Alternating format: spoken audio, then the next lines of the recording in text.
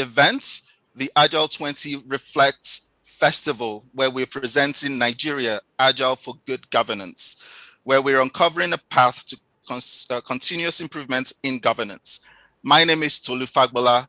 I'm an educator and an Agile trainer, and I'm going to be your humble facilitator this evening, along with my co-host, Itopa. Itopa, do you want to introduce yourself? Yeah, I'm Itopa Sulé. I'm based out of Toronto here. It's a bit cold here. And I'll be assisting Tolu today in facilitating this event. So I think we're set to go. All right, thank you very much, Itopa. It's been an amazing 3 months where myself, yourself, and the other 15 Agilists came together to try to uncover new ways of new ideas for governance in Nigeria. And I'm excited and I'm humbled to be a part of this group with you and the other guys. Do you want to give us a run through of what we've got in store for everyone today, Itopa? Definitely. So we're going to start straight away to give you a background of how we all came together, who brought us together and all that. After which we'll give everyone the opportunity to introduce themselves. Don't worry, it's going to be a very short introduction, but also filled with surprises. You're going to hear things from people that maybe they've not shared before. So be ready for that. So after that, we'll go straight into presenting some background information about Nigeria. And then we go into the main cause why we are here, which is presentation of the Manifesto for Good Governance. Let me stop there for now, Tolu, because after that, we're going to get into some conversation, question and answers, but I want to keep some surprises. Yeah. Are you talking about the cultural showcase, Itopa? Cultural showcase is coming up. And we're also going to have Kahoot, where we throw out some questions and see how we perform. So a lot of exciting items still coming, but I want us to go slowly and just step by step. All right. So let's get started by introducing our first guest to help us with the opening remark. We'd like to introduce a solicitor, a senior advocate of Nigeria. By the way, if you don't know, the senior advocate of Nigeria is the highest title for lawyers in the country. We'd like to introduce our Honorable Mr. Babatunde Ogala, SAN. Mr. Ogala, we'd like to welcome you. Can you please give us the opening remarks, sir? Thank you very much, Tolu. Yes, Tolu Fagbola. Yes. When Messi called me a couple of days ago and spoke to me about being part of this, I wasn't going to hesitate to say no to her, first and foremost. And then when she sent me a few mails introducing what the Agile movement is about, again, I just could not say no to such a group of persons, 17 who have come together and have run together for 20 years, and have found me worthy to come and talk to them about good governance. In talking about good governance, I must share my experience in government with you. I was a legislator myself, so I had a little bit of first-hand experience of governance, besides being in politics and having been the National Legal Advisor of the All Progressive Congress. That's my own little background. So what I say, it's for you to either give it a partisan color or take me for where I am. The concept of governance in Nigeria has been one that I think I have grown from my childhood to my adulthood. It has been a recurring decimal. My own kids now are in their late 20s and 30s, and maybe early 30s, and they are talking about the same thing that I believe my parents talked about some 60 years ago when I was born. But we need not define what governance is. We all know what governance is, and we know what it ought to be. Then the idea of a good governance, good has no other definition. If you, for instance, ask me to define good, I will simply tell you good is good. I don't think there's any other definition for it. Good governance or governance is just, in my own very pedestrian definition, you giving us or leading us as a very basic minimum order with transparency and good order. Have we had that in Nigeria? No. Whose responsibility is it for us to have good governance in this country? I dare say it is you, it is me. More often than not, we say some persons are the government or whoever. Who is government? Government is us. We all collectively constitute government. And how do we as individuals attain good governance that we all crave? What can I do in my little corner? What can I do as citizen? What can I do as a patriot to see that my life is well governed? Both federal, state, and local government. And like I often tell people, talk is cheap. We must not just talk about good governance, we must get involved in governance. I say, with all sense of modesty, that if good people stay away, we leave the fourth to bad people. If wise men stay away, hello, am I with you? I hope I've not gone off. Can hear you very well. We can hear you. Thank you. Keep going, sir. The screen played a game, so I just thought maybe I was off when it went blank. So, like I said, if wise men stay away, foolish men will make foolish laws that you, the wise, must obey. So if you stay away from governance, foolish men will govern you foolishly. So the first rule, we must all get involved. Talk is cheap. Talk about governance is cheap. People will tell you, oh, how do we get involved? Power is not served a la carte. It is not served on the dinner table. You must go for it. How now do you go for it? Creativity, advocacy, and most especially, direct participation. You cannot change it from outside. Do we need to all be politicians? If we need be, yes, yes, and yes. You can't be, and I'll give you instances. When I elected to join politics, I met a crop of young people who, in my opinion, were wasting away. Mercy will know some of these people like me I'm talking about. And I brought them under my wings. And today, to me, I said to them, if I can be, you can be. If I can lead, you can lead. To the glory of God, I can tell you in the past 15 or 20 years, at least I was able to change the orientation of at least 10 persons who are today becoming leaders, who are today seeing me as their mentor and their role model, and who are today, who have imbibed the culture of good governance as we try to. So, as a rule, we must all endeavor to get involved in governance. We can join the parties. We can form our parties. We can mobilize. We can advocate. We can influence thoughts.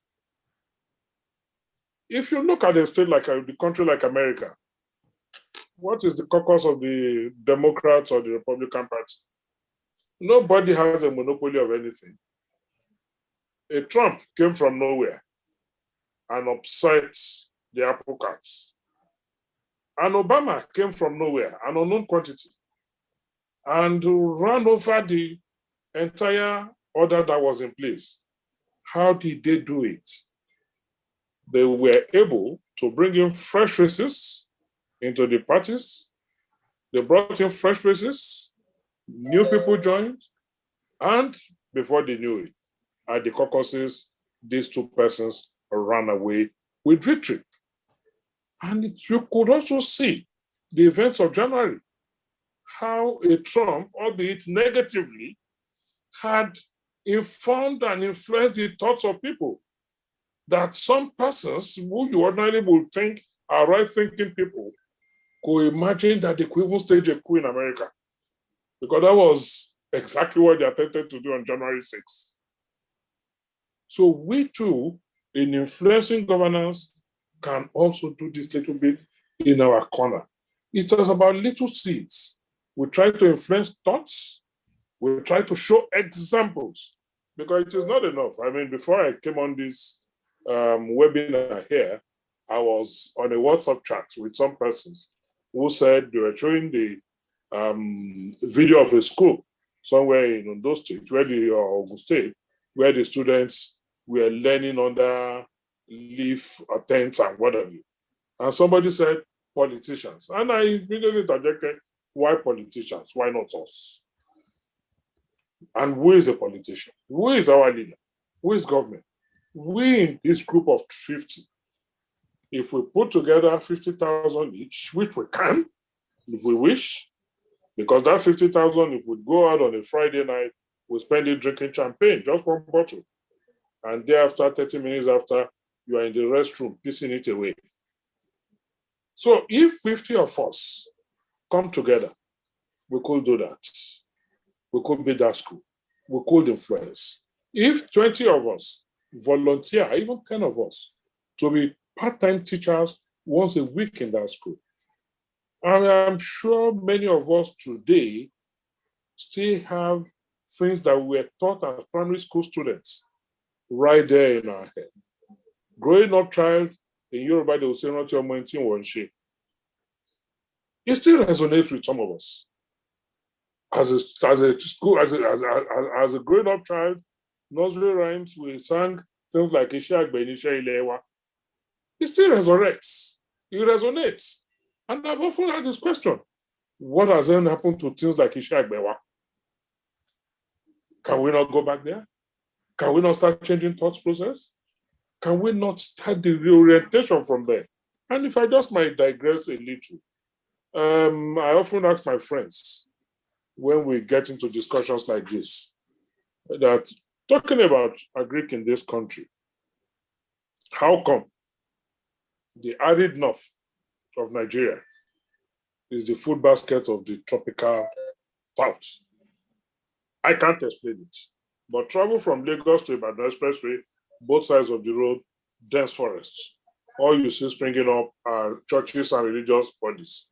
Travel Abeokuta to Benin, on both sides is dense forest. Travel London to Manchester, on both sides is agric land. I've traveled from Washington, from DC to New York. It's green fields I see, green fields, not forest. I've traveled by train in Canada. I see green fields, and indeed many other. Why is it not so? It is failure of governance, we will say, because we have not put the right people there, or is it because we have not tried to influence thoughts? And let me say this, let none of us ever imagine that governance is dirty. Let us not imagine that politics is dirty. If it is dirty, and we leave it in the hands of the dirty people, then all we are saying is we have given up. We must influence thoughts. We must start thinking differently. Some say think outside the box. I don't even see the box. I don't want to see the box. So there's no box to think outside. I'm already outside it. So we must start thinking differently. We must start talking differently. We must act differently. Because it's one thing to talk about what you want. It's another thing to do your talk. We must start working our talk. We must influence thoughts. We must espouse these values, the good governance in our little corner. Don't ever imagine that nobody sees it. Let us do our bit in our corner. Let us participate in governance. In fact, for my Facebook, that was the theme last week. let us be part of good governance. And I guess my duty is not as a speaker, it's just to share my wild thoughts. And these are just wild thoughts Thank that you so I much, didn't sir. really research or write. And Thank you I so leave you much. with that and give you that to kick off the webinar. Thank you once again for the privilege and the opportunity.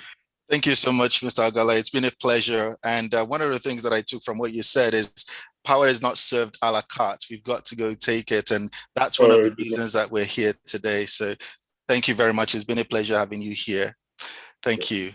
Am I discharged? I can go? Yes, you are. Yes, you are discharged. You can go. We'd like you to stay for the rest of the... Stay, please.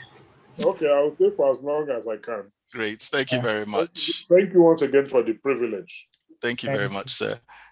Thank you so much. So now we would like to call on our Scrum Master Extraordinaire. The reason we are all here today. Mary has been the driving force of this project for the last couple of months. And because of her, we were able to come together as one. And through her amazing servant leadership, we're able to be here today. So to introduce our Scrum Master, our friend, Mary Laniyan, to give us an overview of why we are here today. Mary, please give us the overview. Good evening, everyone. I hope you can see me and hear me. Yes, we can. Fantastic. A big thank you to our guest speaker, Babatunde Ogala, SAN. Thank you so much for honoring this event. And I really like the points you made there, that governance is not just down to a few. We all have to play our part. And that's exactly what we're trying to do here. And this was how it all started. I'm trying to give you, a brief on how it all started. So as preparations for the Agile20Reflect Festival got underway last year, we also saw the inception of the NSAS movement in Nigeria, a culmination of years of agitation from Nigerian youths. We had the privilege of following events as they unfolded, with images beamed across social media platforms. Though most of us were thousands of miles away from Nigeria, myself included, the Agile20Reflect Festival presented an opportunity for us to lend our voices to the movement for good governance. And the result is what we are presenting here today. To achieve this, 17 Nigerian Agilists came together to start the journey of uncovering a path to continuous improvement in governance. A reenactment to celebrate 20 years of the original Agile Manifesto. It has been an interesting journey and experience. Oops, I just lost mine. It has been an interesting journey and experience working with fellow Nigerian Agilists, both in Nigeria and the diaspora, meeting weekly in spite of our busy schedules. And now here we are, 3 months later, ready to present our manifesto for good governance in Nigeria. For us as Agilists keen on promoting Agile for good governance in Nigeria and the wider society, this is a symbolic event and for sure a date in history. We are grateful to the original 17 that wrote the Agile Manifesto for taking the initiative, investing time, starting a movement, and for giving us a shoulder to stand on and equally make our prints in the sands of time. These values and principles serve as a guide that in themselves are subject to continuous review as we continue to inspect and adapt in a changing world. We don't want this event to be another talk shop, but we also know it won't be a big bang. One of the key reasons of the involvement of our special guest is to ensure actionable next steps after the festival.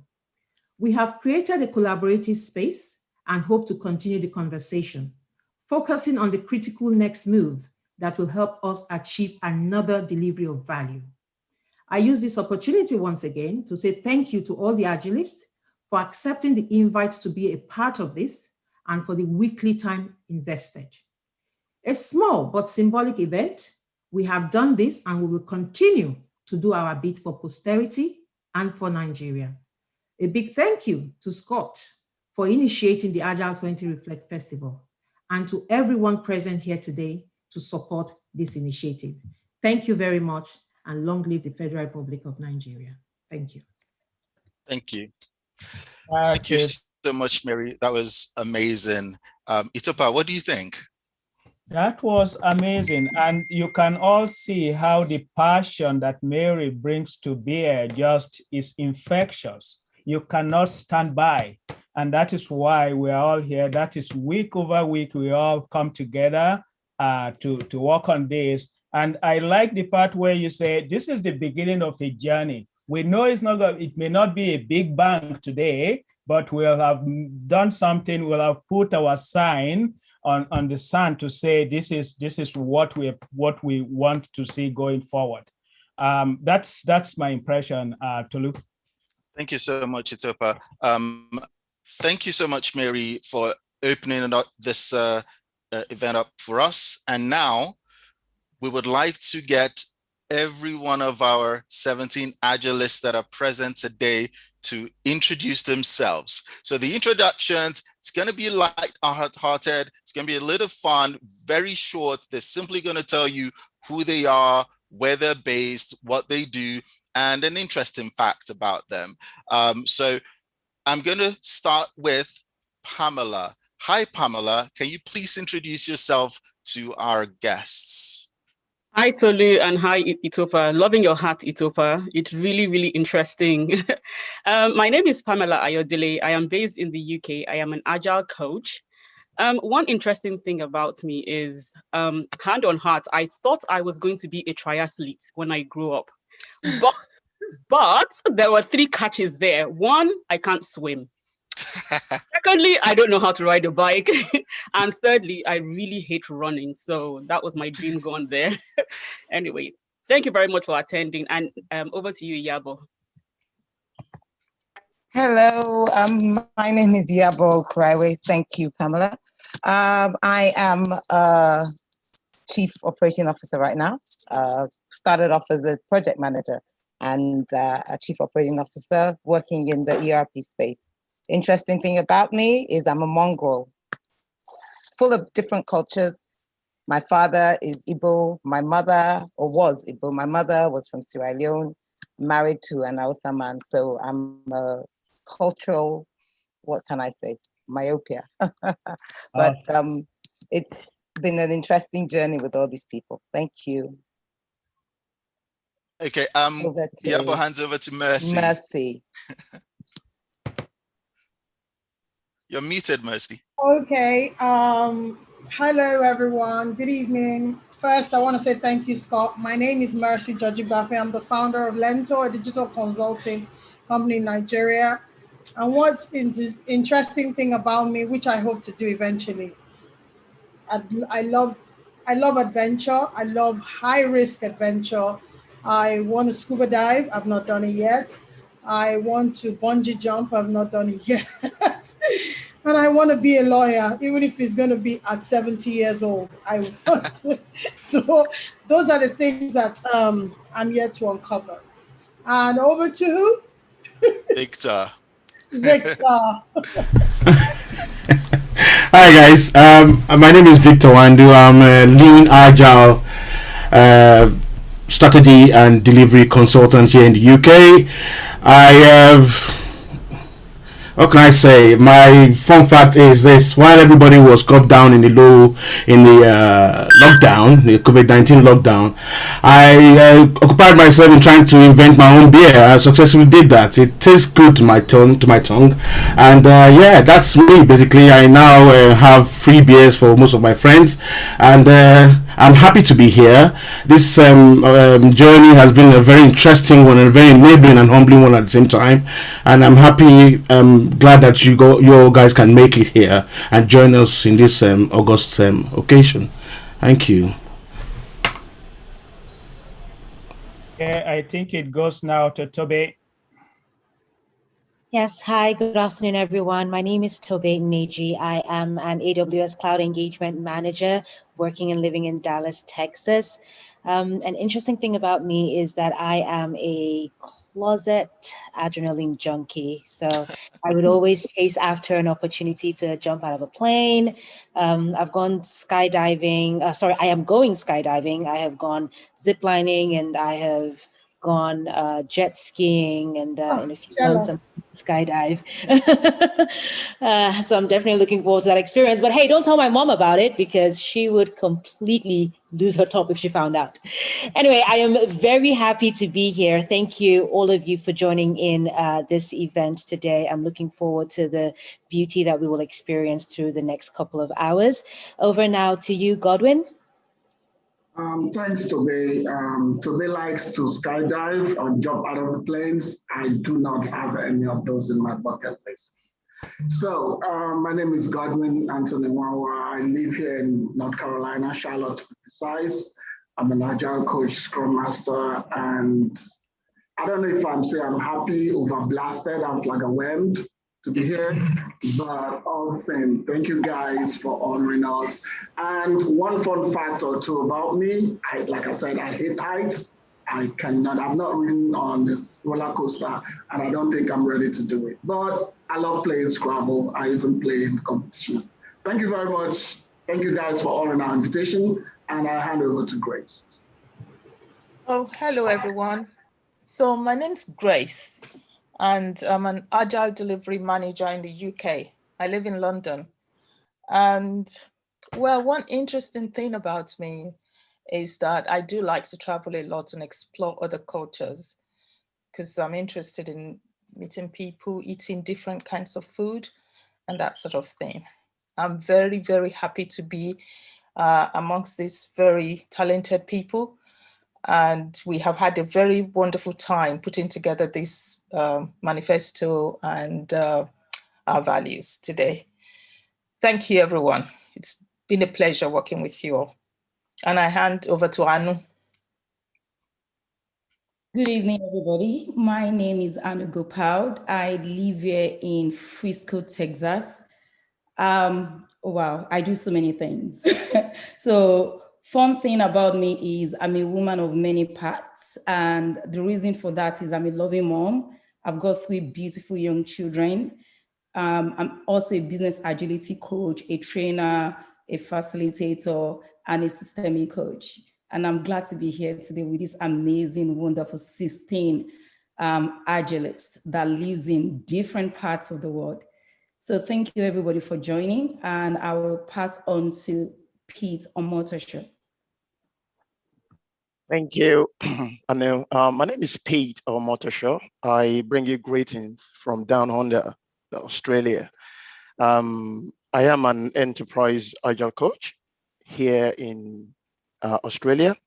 And one very fun part of me, or something that you probably will like to know, is I see myself as a serial optimist. No matter how dark the situation is, I always believe there is light at the end of the tunnel. And this keeps me going. And the other 16 Agilists will agree with me that we need enough of these to lead our teams, to make sure that, well, when everything is falling apart, we will reach a good end. And we will reach a good end with the Agile for Good Governance as well. And I see that happening. Thank you very much. And I'll hand over to Mary. Hello, everyone. Good evening. Thank you for being here today. My name is Mary Laniyan. I am based in the United Kingdom, the beautiful garden of England, Kent. I am an enterprise agile coach as well. I'm a mother of 4 and grandmother to an amazing 3-year-old.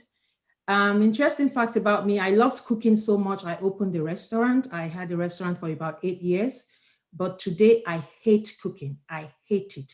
I don't even want to boil an egg. So maybe that's coming from, having been in a restaurant for so long. So that's it about me. Thank you for being here this evening. And who's next? Jane. Jane. Yes, oh, I'm jealous, yeah. It's been an interesting journey with everyone here. My name is Jane Anuolam, originally from Imo State, Nigeria, currently based in Dallas, Texas. I'm an Agile enthusiast, a Scrum Master. Fun fact about me, I'll say I'm the opposite of Pamela. I found myself running all my life, and I'm excited to say that I have actually run 2 marathons in Nigeria. And for some weird reason, I think probably in my 40s, I'll probably do something in the Olympics, fingers crossed, but I just got to train harder. But happy to be here and very humbled to be amongst these experts. Thank you so much. And I'll hand over to Tolu.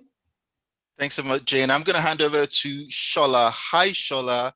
Please introduce yourself and tell us an interesting fact about you. Ẹ káàárọ̀ o, ẹ káàsán, ẹ káalẹ́ gbogbo èèyàn ní àgbáyé. Orúkọ tèmi ni Olúwaṣọlá ọmọ Williams.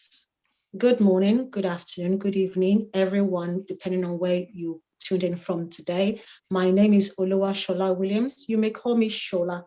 I am a trained early years specialist. I'm a Scrum Master right now, and I am based in England, United Kingdom. What can I say about myself? I was a tomboy as a child, and I think I am very much still one. Thank you. Back to you, Tolu. Thanks so much, Shola. That was amazing. So a little bit about me. I'm a trainer. I live in the UK in Kent, and I used to be afraid of heights a long time ago, and I very much like Tobe. I decided, well, unlike Tobe, who's not yet jumped out of a plane, I decided I was going to jump out of a plane, and I did, landed on my butt, and I'm not so afraid of heights anymore. So yeah, that was an experience. So I do recommend you do it as soon as you can. Itopa, how about you? Yeah, I'm Itopa Sulé. I'm working out of Toronto. I've been here for about 11 years now. I'm an Agile coach. I also train. And interesting thing about me, because fear of height has become a theme, so I won't use that today, but that is usually my go-to item. So today I just want to share with this group that I have lived in 4 continents for at least 2 years. So if you're looking for some insight on what it means to live, say, in Tajikistan, come to me. Wow. Okay. So what continents have you lived in? Africa, Europe, Asia, and now I'm in North America. Fantastic. Thank you so much, Itopa. That's the introductions from the Agilists, who brought to you the Agile Manifesto for Good Governance in Nigeria, and we'll hear from SHOLA next. So SHOLA is going to present, is going to do a short presentation about Nigeria for us. And SHOLA, please take it away.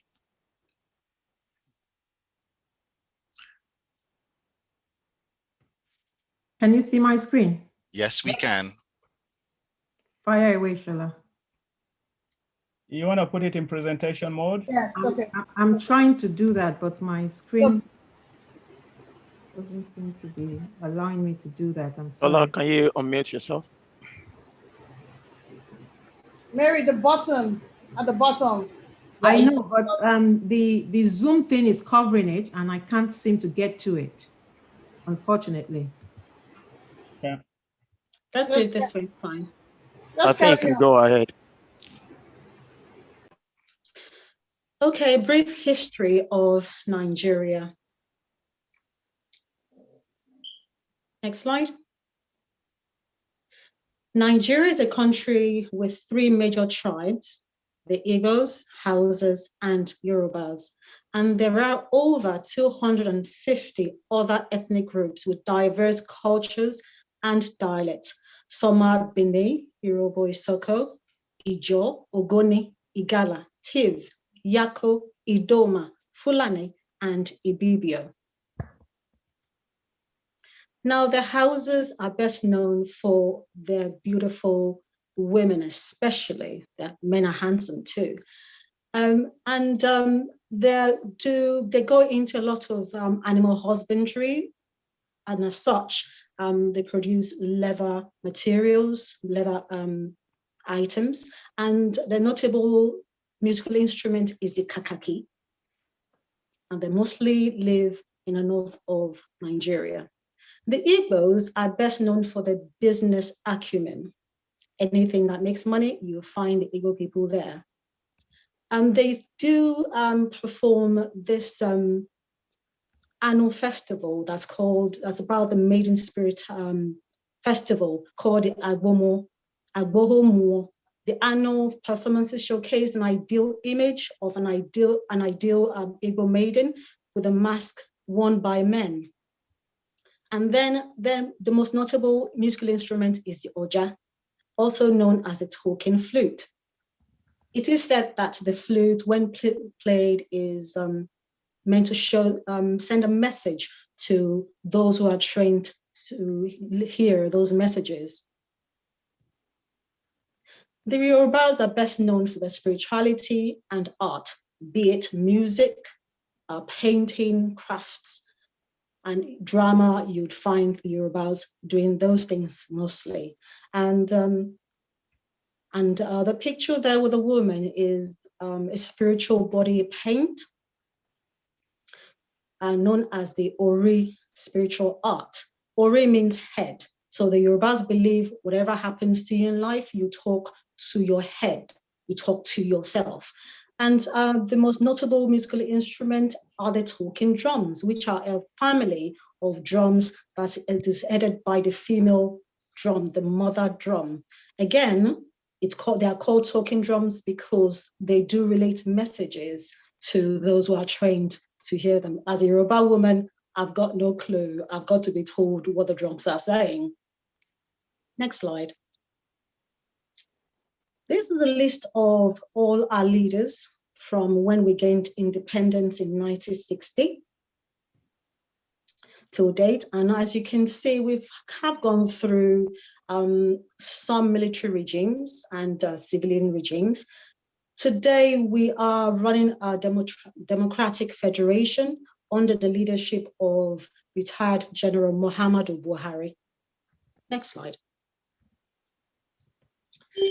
We have a wide range of tourist destinations in Nigeria, from the long expanded islands and beaches, the lovely coconut trees going on there and the produce, to the rocks. Perhaps one of the notable ones is the Aso Rock in Abuja, where our capital is at the moment, to the Olumo Rock in Ogun State, that has its history of providing refuge during war, to the Matsega Falls in Kaduna, the Agboking Waterfall in Cross River, just to mention a few. Next slide. We're also blessed with mineral resources. The list is endless. As you can see from this diagram, from gold to diamond, to marble, to coal, limestone, we have them all. And so we also have cash crops that is not shown here, but from cocoa to timber to cashew, we got them all. And today, shea butter is dominating the beauty industry. And also, you can tell from all over the world that Nigerians are making headlines in whatever industry we find ourselves in, whatever part of the world we find ourselves in, we make a name for ourselves. And so the population of Nigeria today is estimated to be over 2 million people in Nigeria. And this is projected to double by 2050.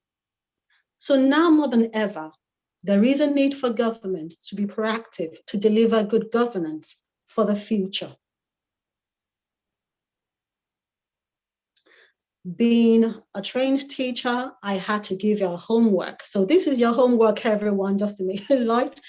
There's a documentary on Netflix called The Journey of an African Colony, and it's actually just about Nigeria. So if you want to know more about Nigeria, that is a good one to watch on Netflix.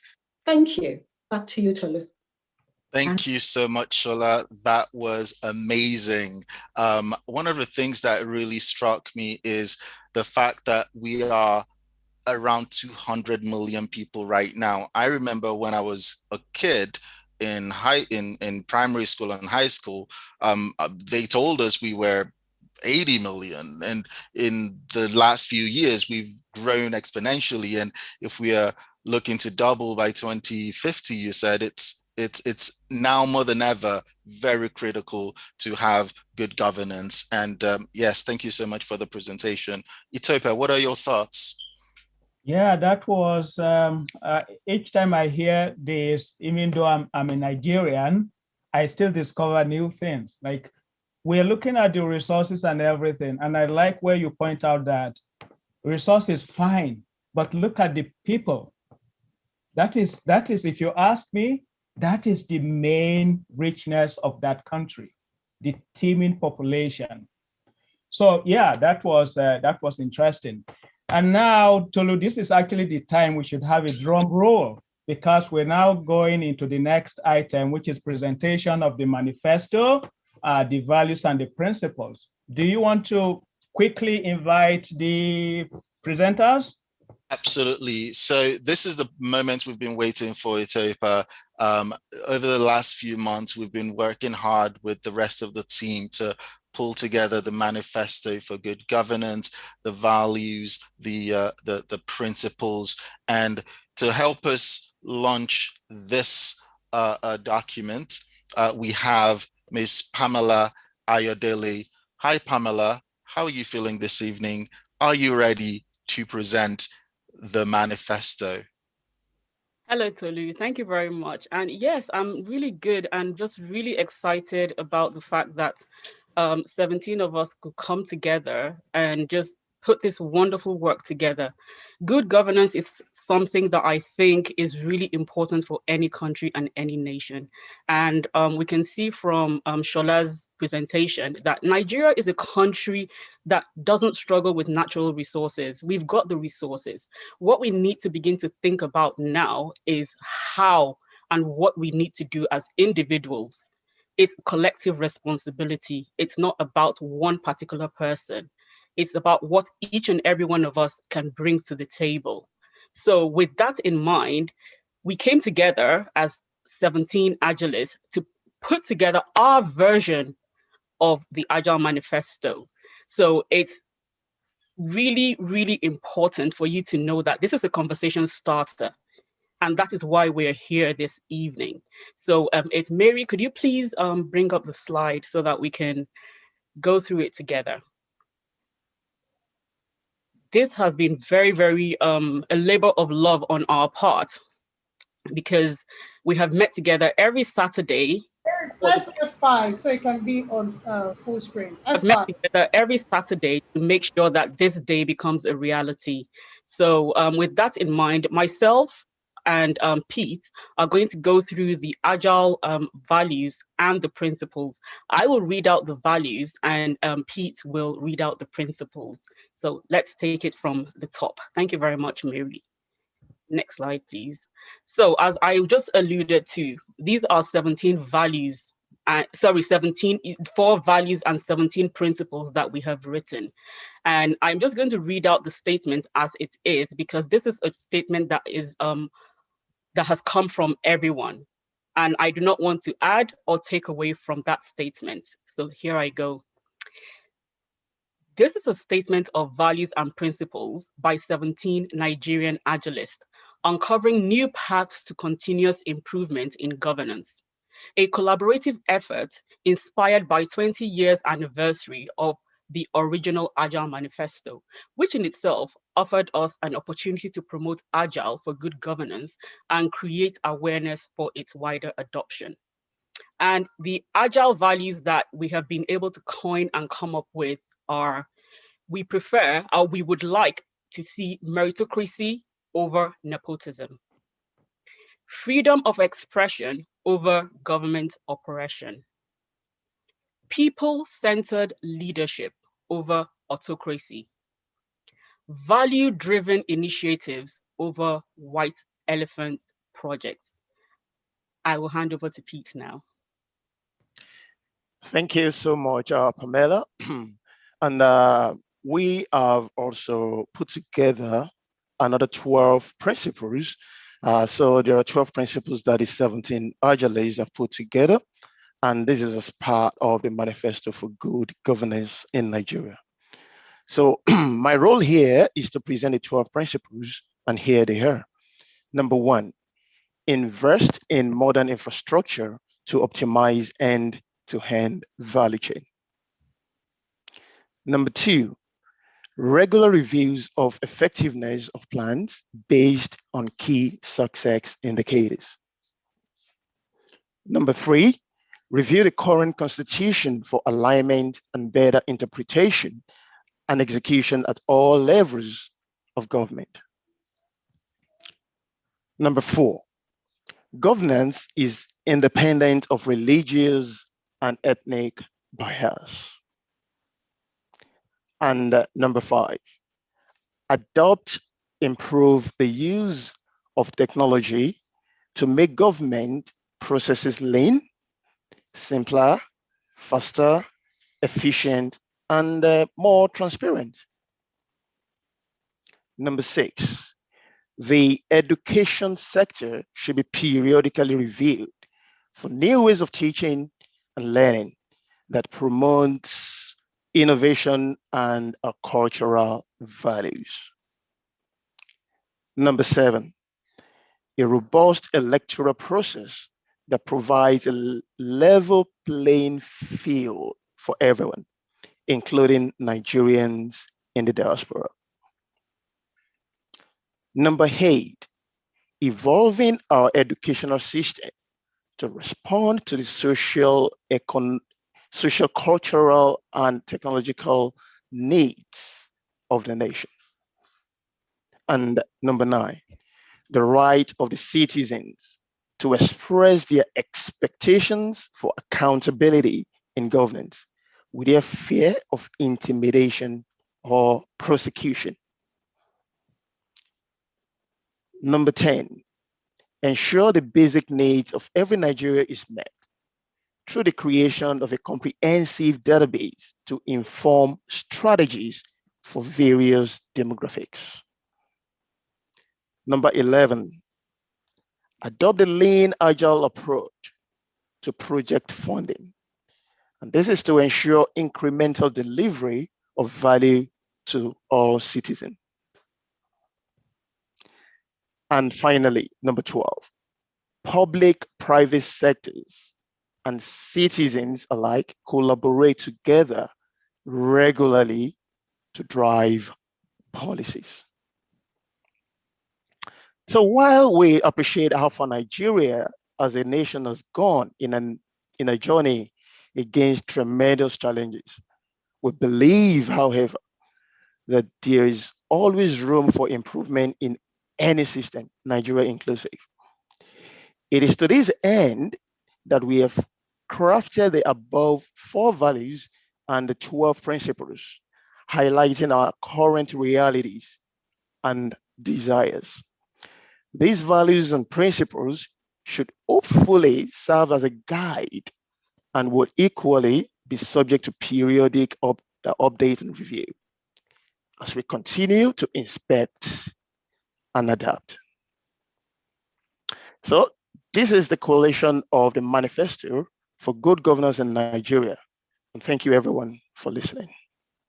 Thank you so much, Pete and Pamela. That was amazing. You guys did a fantastic job in sort of pacing us through the values and the principles. So Itopa, what we're going to do now is we're going to open up the webinar to questions. So what we'd like all our attendees to do is put in any of your questions in the Q&A box, and we'll field the questions to some of our panelists. So Grace and Godwin will be answering some of these questions, and we may get some of the other panelists to answer some specific questions you may have. So if anybody's got a question about the manifesto, about the values, about the principles, do put it in the chat box. Itopa, what are your thoughts so far? Yeah, I just want to add, I think you cover what we're going to do next very well. I just want to add that the values and the principles will be available on our LinkedIn page. If you are wondering how do we access this, it will be available. This is now a public document. We have unveiled it, and we will find a way to work with everyone on how to periodically update it. So yeah, we are open for questions and answers. Great, and I think you just answered the first question, really, which is how do you intend to disseminate this? Oh, really? I'm going to ask Grace and Godwin now to answer the first question, which is, what do you guys mean by the lean agile approach? Grace, Godwin, can you answer that for us, please? Yes, absolutely. So what is lean agile and what is agile? Lean agile is a combination of using the agile framework and lean processes. Lean just refers to cost-efficient operations, as in you do everything without waste. So you eliminate as much waste as possible in your processes. Agile is a mindset. It's a mindset because for you to be an Agilist, you have to embrace it, imbibe it, become it. And it speaks of working together in a collaborative manner to focus on creating value when you are working on anything, be it you want to develop a new project, a new product, you are thinking of improving your processes, as in governance. So your focus is actually ensuring that you deliver value incrementally. So usually agile processes try to work in sprints, which means we do little chunks of work in specific time periods.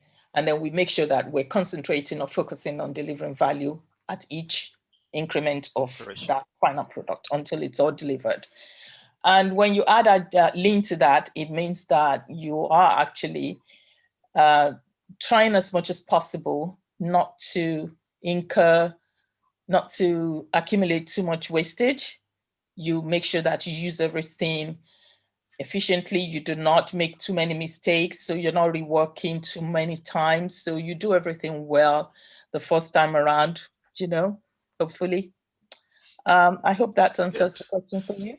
Thank you so much, Grace. I couldn't have answered it better myself. There are quite a few questions dropping in, and I'm conscious of the fact that we've got about 10 minutes dedicated to questions. So I'm going to run through them quite quickly. So the next question comes from Mr. Douglas Itkin, who says, are you aware of any other countries in Africa or around the world that tried to create an Agile Manifesto? Now, I think I want to open this up to any one of the panelists, including Scott or Mercy or Mary. Does anyone know of any other countries in Africa or around the world that tried to create an Agile Manifesto?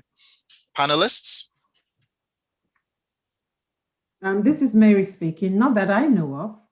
Of course, there are documents everywhere for good governance, but for something quite similar to this, where we are reenacting the Agile Manifesto, not that I know of, not that I know of. All right.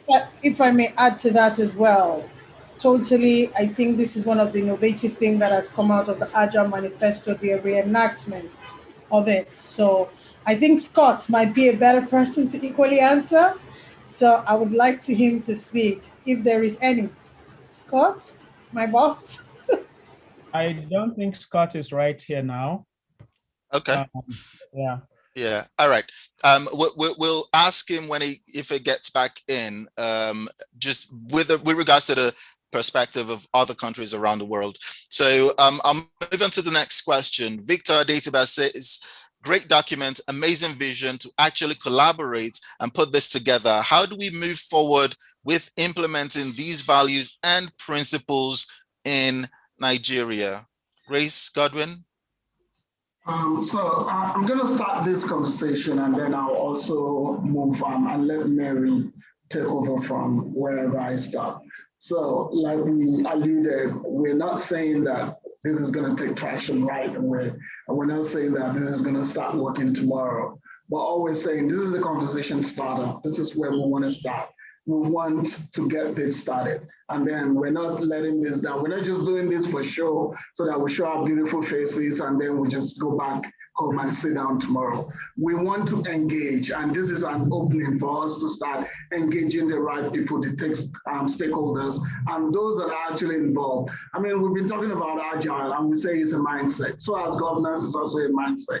We need that mindset shift so that we can actually work as a great nation that we are. We're over 200 whatever millions, and you said something. There's always some joke we say in Nigeria that any place you live and you don't find a Nigeria there, leave, that place is not habitable. So I'll let Mary take over. Oh, thank you very much. Thank you very much, Godwin.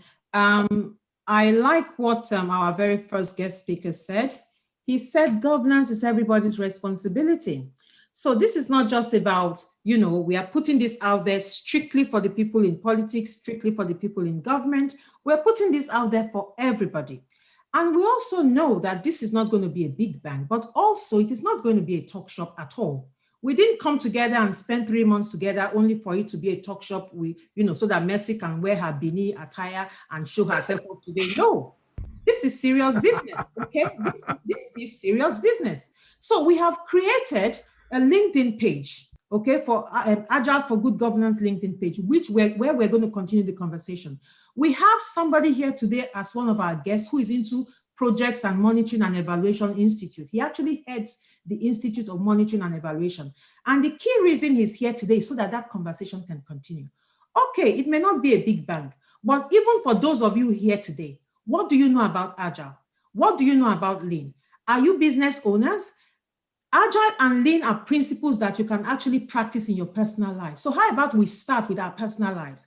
We're talking about business agility. We're talking about learning agility. We have the internet. The internet is a university today, but are we learning? Are we actually leveraging our, the possibilities that the internet offers? So when we talk about Lean Agile mindset, it is for everybody.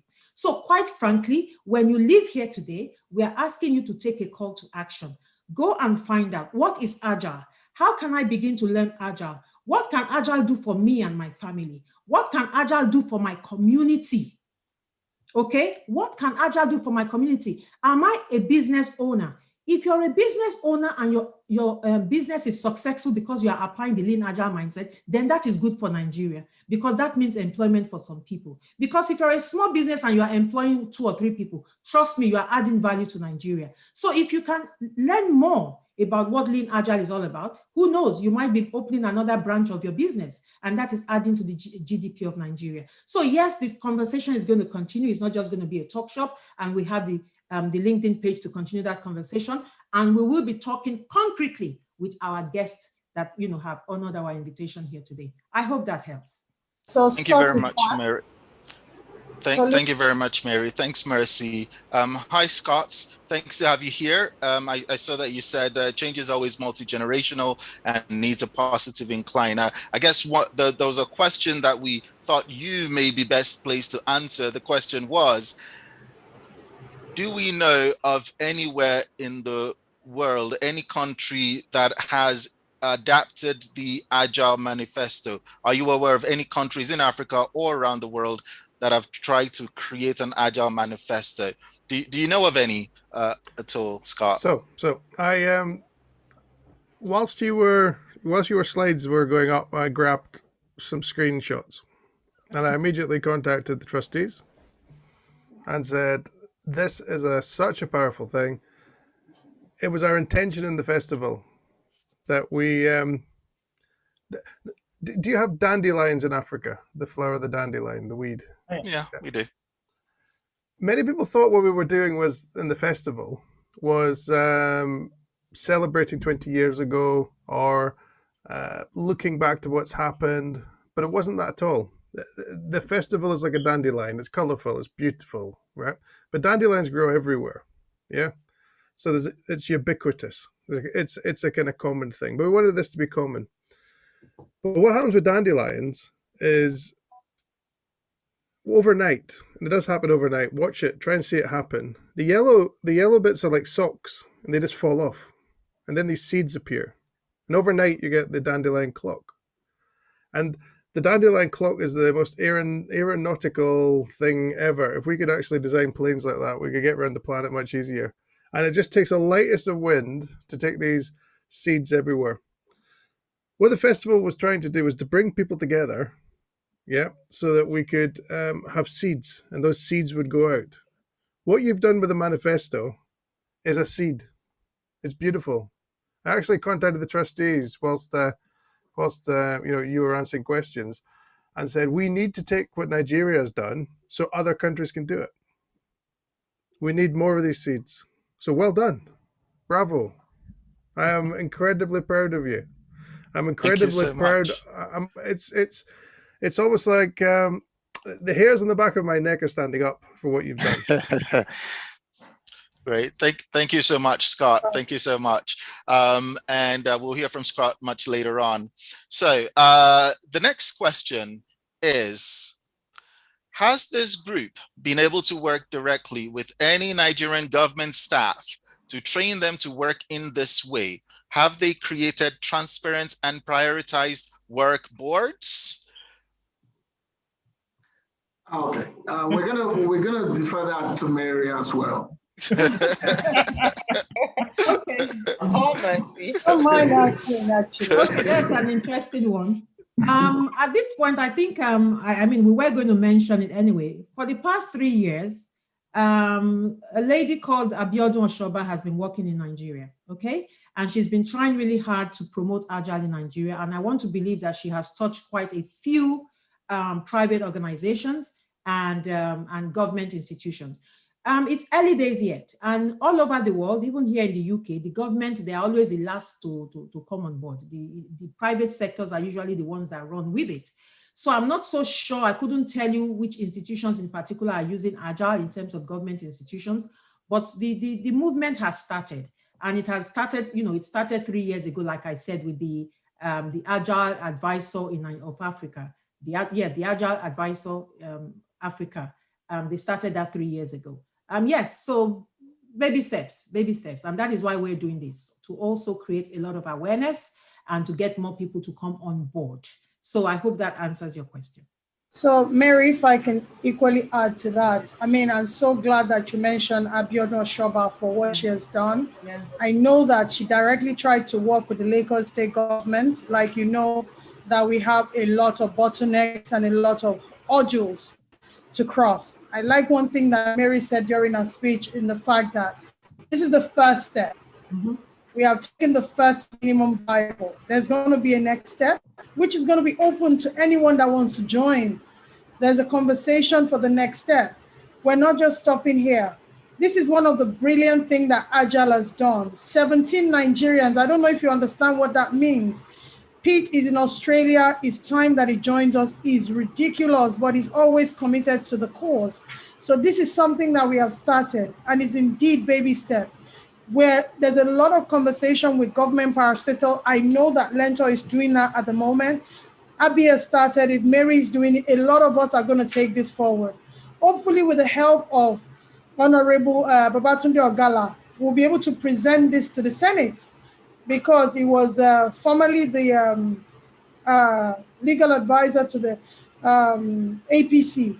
So hopefully we'll get all the hands that we can get to present this to the government, so that they can get to see what Agile can do to countries if we adopt them right.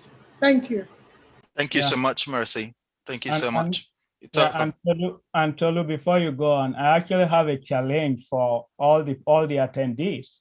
We have over 100 people listening to us today, and my challenge is simple: share this with at least 5 people in your network, because that's what we're doing. The first step for us was to come together. I said, how can we do something about this? Do the same thing with your network, and before you know it, the influence that we're talking about, the awareness that we're talking about will come. That's my challenge for everyone on the call. Fantastic. And as we proceed, our coordinators will put in our LinkedIn group into the chat so that everybody will have access to it and share and join us as we express our as we grow on this journey. Also, I'd like to make sure that this event ends up in the archive, and I want to use all the resources of the festival to make sure that gets seen by as many people around the world. And I've also asked Sathpal, who did the interviews with the patrons of the festival, all the senior Agilists, to try and get you together to talk about this journey. Absolutely. Awesome. I think I'm actually more interested in listening to you and what you've done than perhaps some of the other people. Good. Okay, I'm going to take another couple of questions. Sorry, who's sorry, Godwin. Pete's hand is up. Yeah, we will not. Once we are giving accolades, so to whom much is given, much is there. So let's also give accolades to Aanu. She did one magical helping girls in Nigeria learn. We're coming to that. We're coming to that later. Okay. We're coming to promo. Yes. Okay. Yeah. Thank you, Godwin. I'm gonna direct the next question to you, Godwin. So it's similar to the kind of questions we've been having so far, and I think that's becoming a recurring theme. So this is from Gus Nkwocha. It says, is the primary challenge for Nigeria one of fostering a shared vision of our people, place in the world, or one of execution in pursuit of that vision? Secondly, which of these represents the MVP this group aims to deliver? So which of these represents the MVP this group aims to deliver? Can you give me the 2 lines again? One was what? So the primary challenge for Nigeria is one of fostering a shared vision of our people, a place in the world, or one of execution in pursuit of that vision. Secondly, which of these represents the MVP for this group aims to deliver? Thank you very much, Tolu, for that. I think it's much of fostering that unity, because all we're talking about here today is that Nigeria is not working. We're not saying it's not working as a nation, it's alive, but it's just that every facet of government is broken. I mean, from the local government, if you're going to see somebody in the local government, the security guy there has the right to stop you from not coming in, and you cannot do nothing about that. So from the local government to the president, the whole system is broken.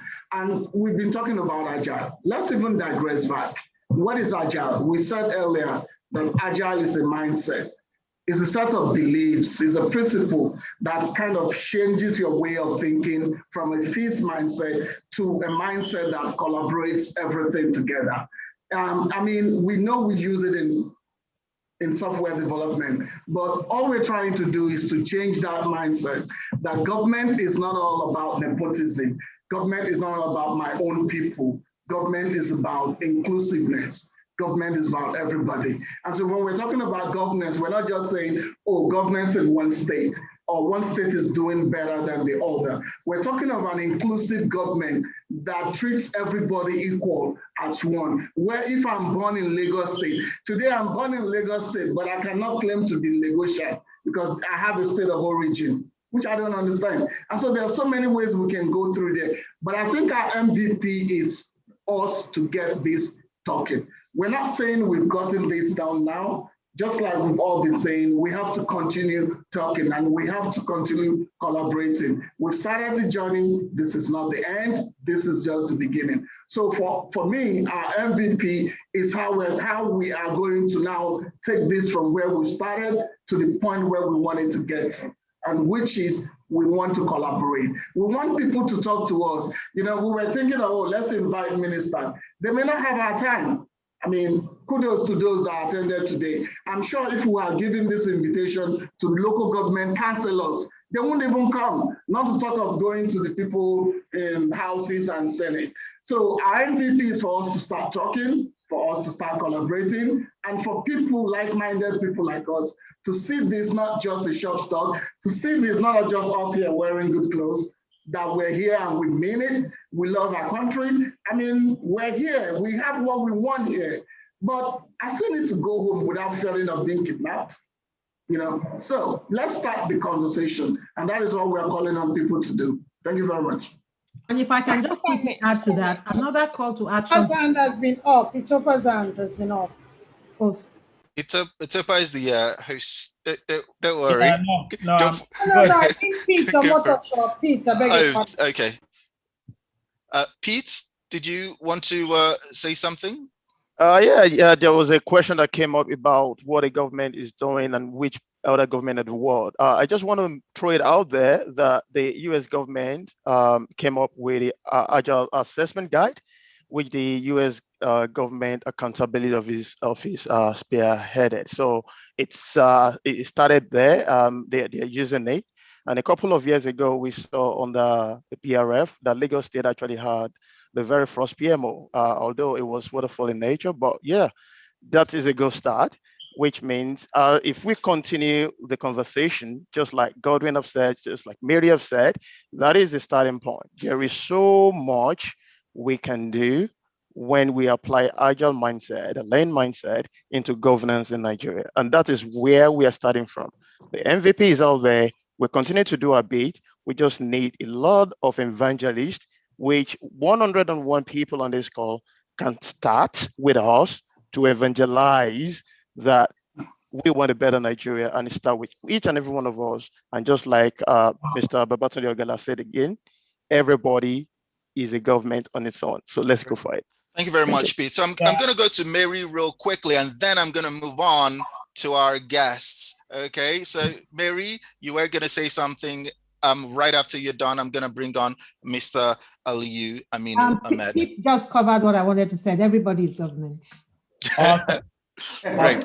So thank you very much, guys. It's been a pleasure. We've had so many questions, and we will continue to tackle your questions. Some of the panelists will be answering some of your questions individually, and we'll be taking this conversation forward. When we are done, the panelists will stay behind, those who can, and then if we can continue the conversation, and we'll have another round of questions. So we're not ignoring the questions that you've put in. We will come back to them. So we will move on to the next item on the agenda now. So I would like to call on our guest of honor, the CEO of the Monitoring and Evaluation Institute.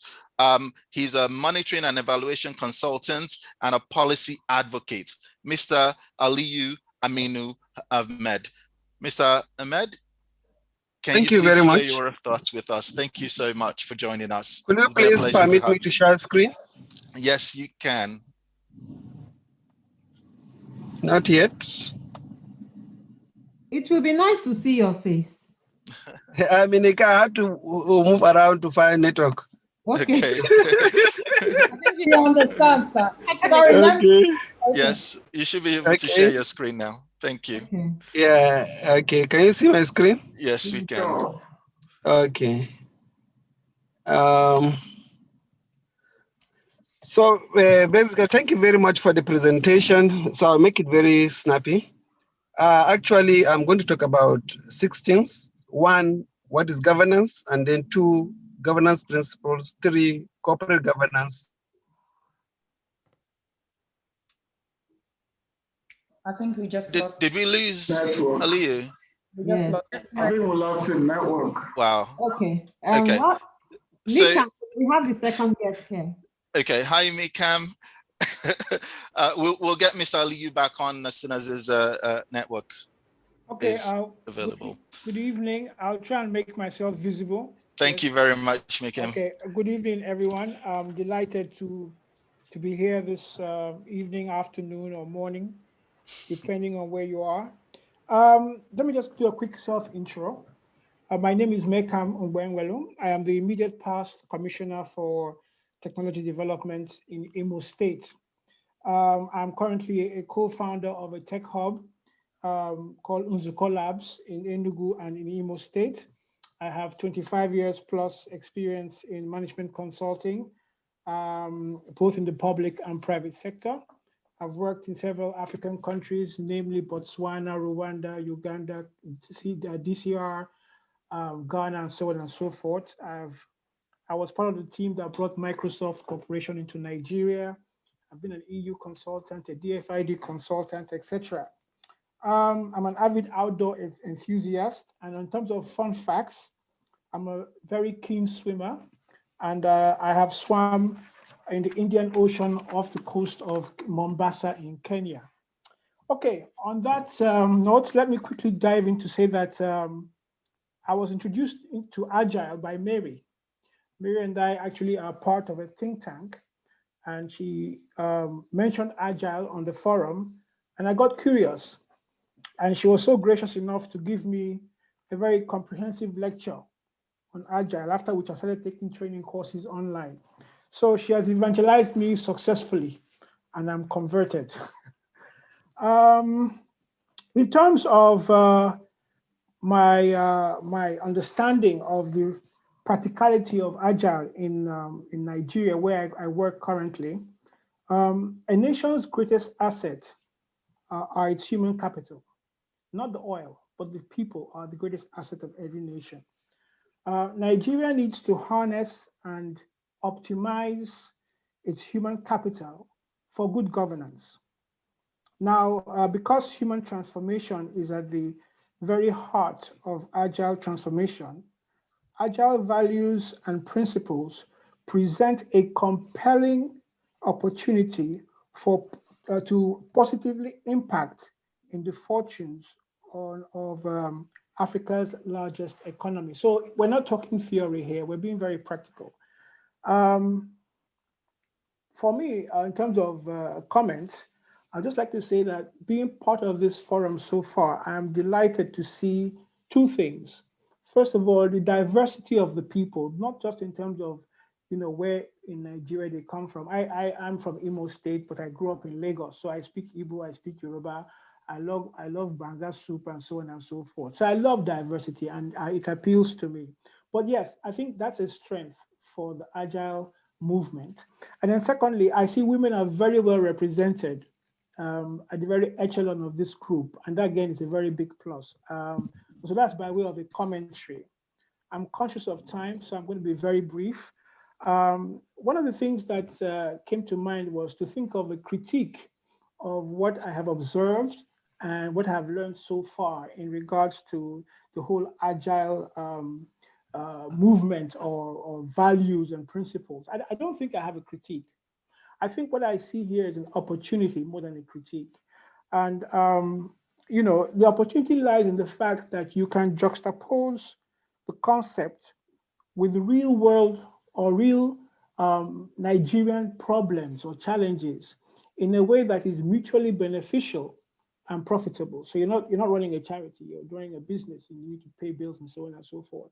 So Agile represents a means to hit the ground running and to see rapid impact and solutions.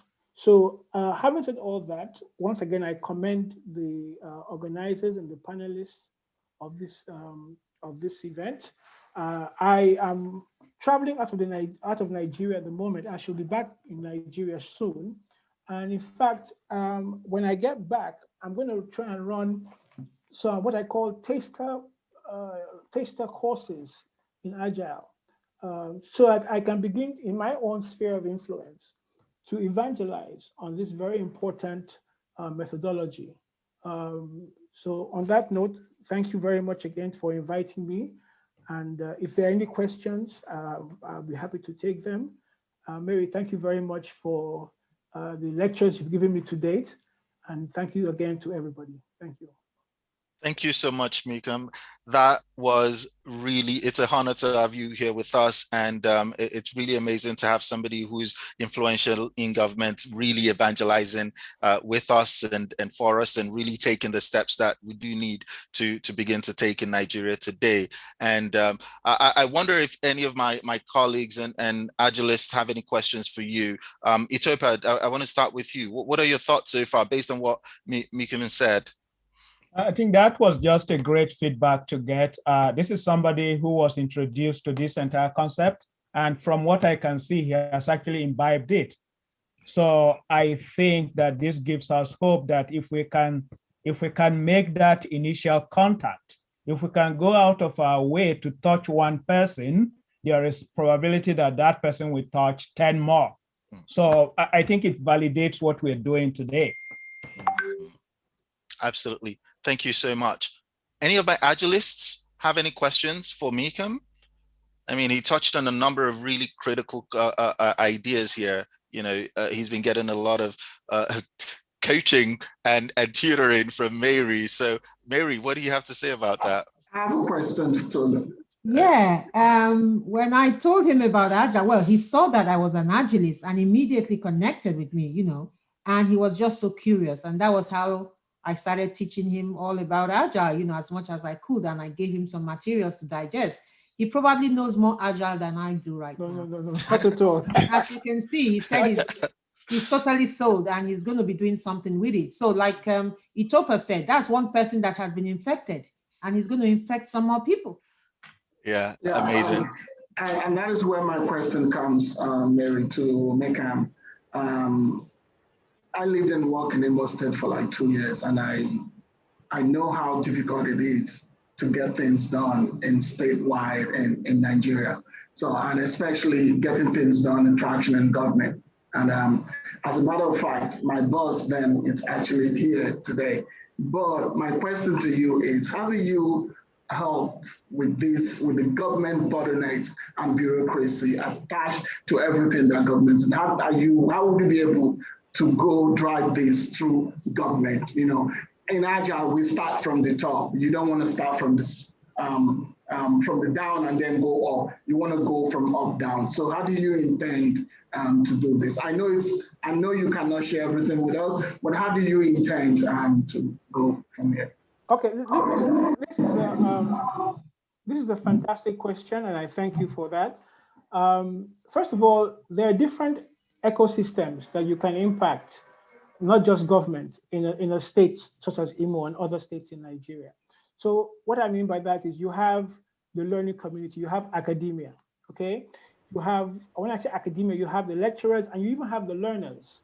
You have the political space, which is a space that I'm very much involved in. And then of course you have government, and then you have influencers. So what you need to do is you need to look for the low-hanging fruit in any of these ecosystems, penetrate and gain mind share. It's not an easy process. It's not a sort of one-night process. There's no one-size-fits-all. But what is critical is you must be innovative, and you must be quick to understand where the pain points are in any of these ecosystems, and be willing to have the patience to work through to the solution. The problems in Nigeria there are many. And in Imo State, I mean, I served as a commissioner. I know the challenges I faced as a commissioner. But you know what? I came in as a commissioner, and in less than 4 months, I trained over 10,000 young people in tech. My ministry, which was the newest ministry in Imo State, was the best performing, and I had zero budget. My background is in tech, it's in business, it's in project management. So I'm trained by nature to solve problems because I see problems as opportunities.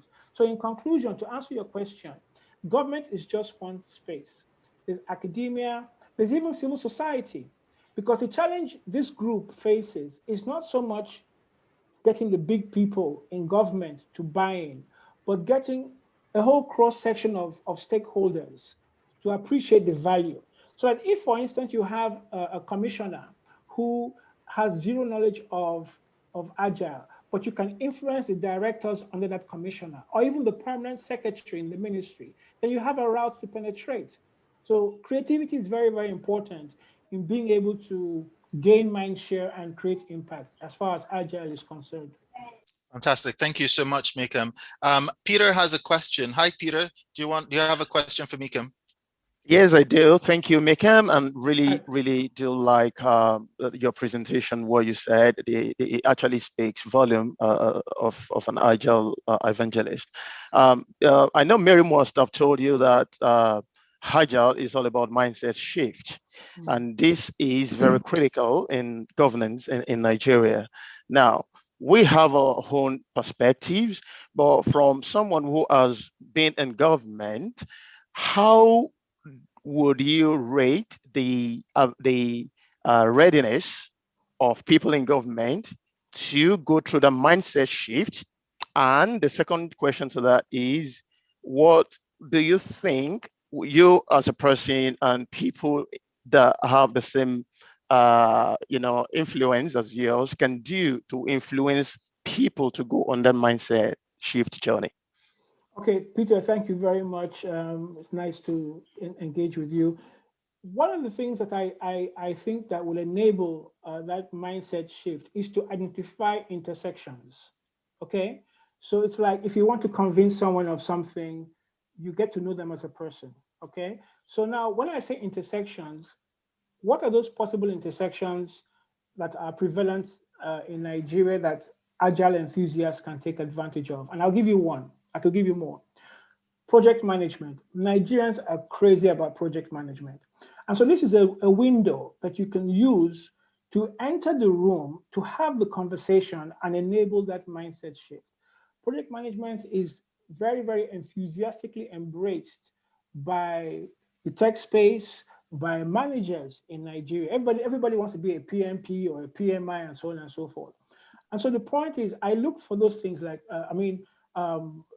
I talked about project management, monitoring and evaluation. I worked in the presidency in Abuja, okay? I was head of M&E for 1.5 billion naira dollar government program, SHOP. Some of you may have heard of SHOP. So my point is, you have project management as a discipline, and that's an intersection point. You have monitoring and evaluation. I actually work with Aliu, and that's another intersection point. And you can identify others, and then you use those as leverages to enter the room and to have the conversation. That's my response to you. Thank you so much, Mekem. Thank you so much. It's an honor to have you here. Thank you. I just want to check if Aliu is back online. He's back. All right. Hi, Aliu. The floor is yours. Try to share your screen if you need to.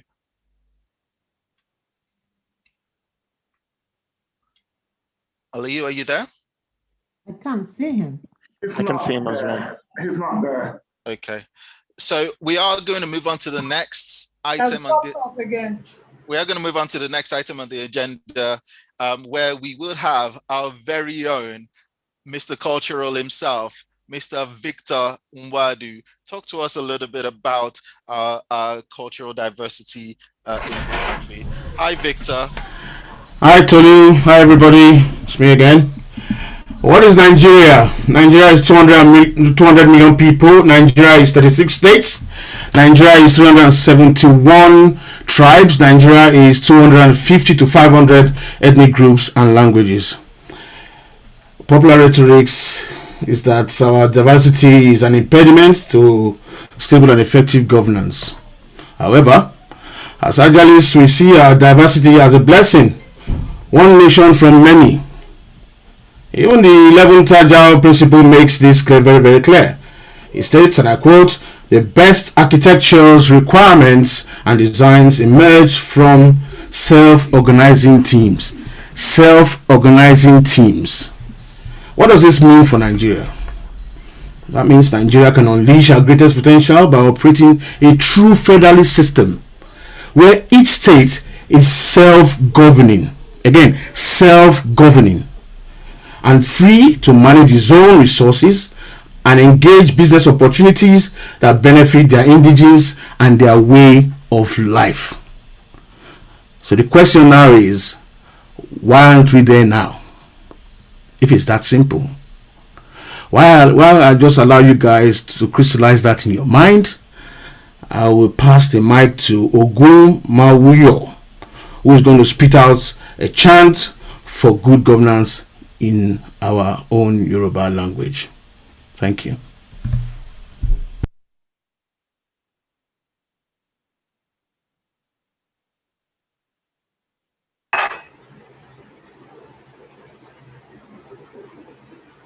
Hello? Can you hear me? Yes, we can. We're ready for you, Mercy. Oh, sorry, I got dropped off network. Sorry about that. Okay.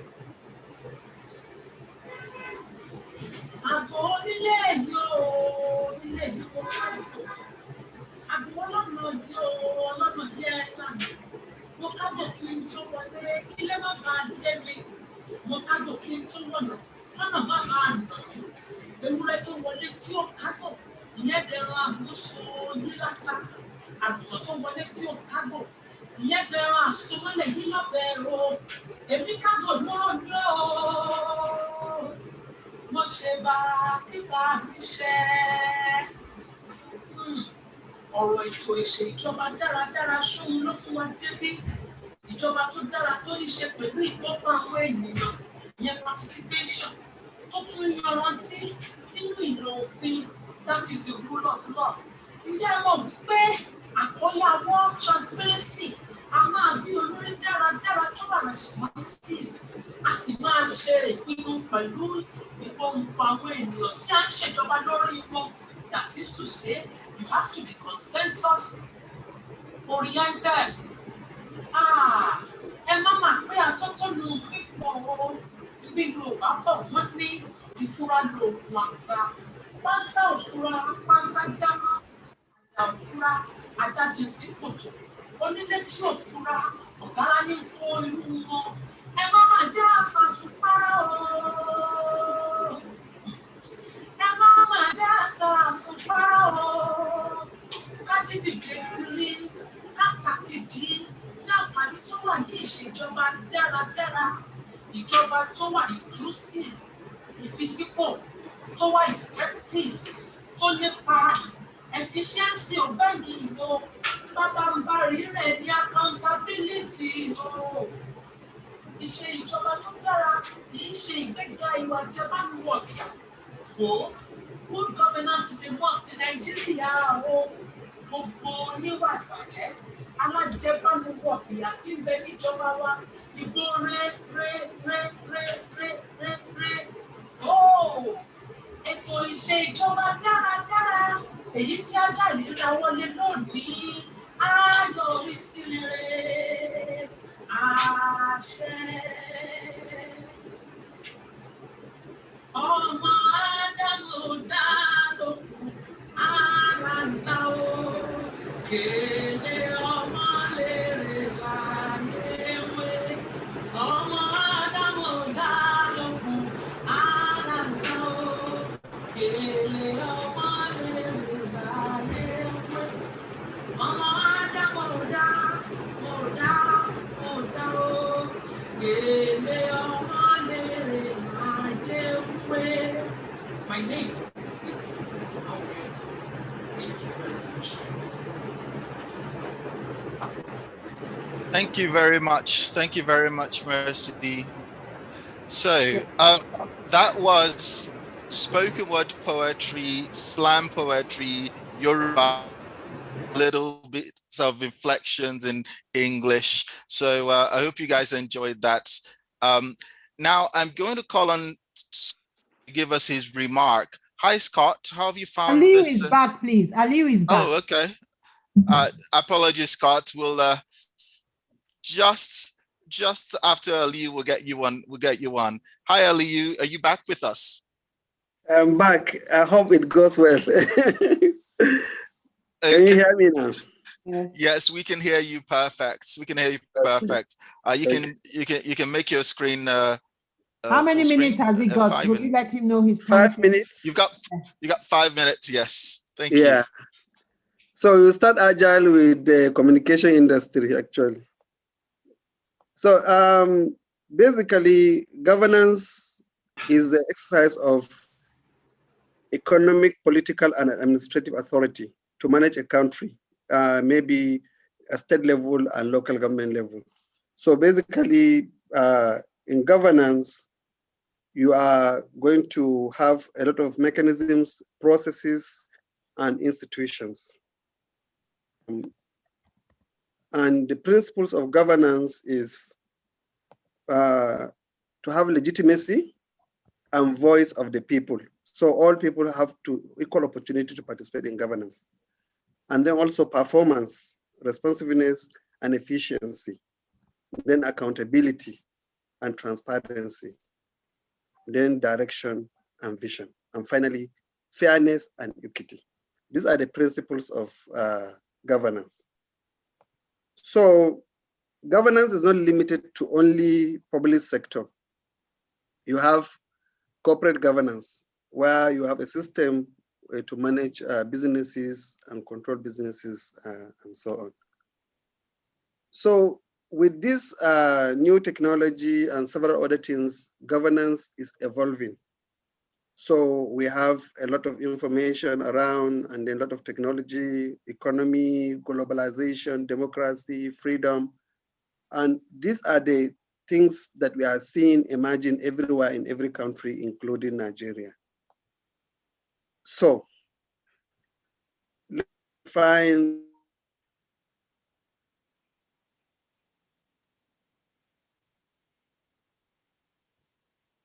is a type of project management process where demands and solutions evolve through collaboration and self-organizing.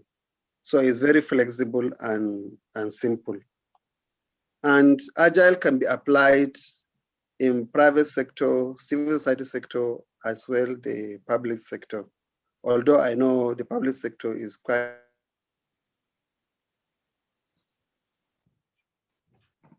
So the original Agile principles were 4. I mean, the major principles. There are other 12 ones explaining the major ones.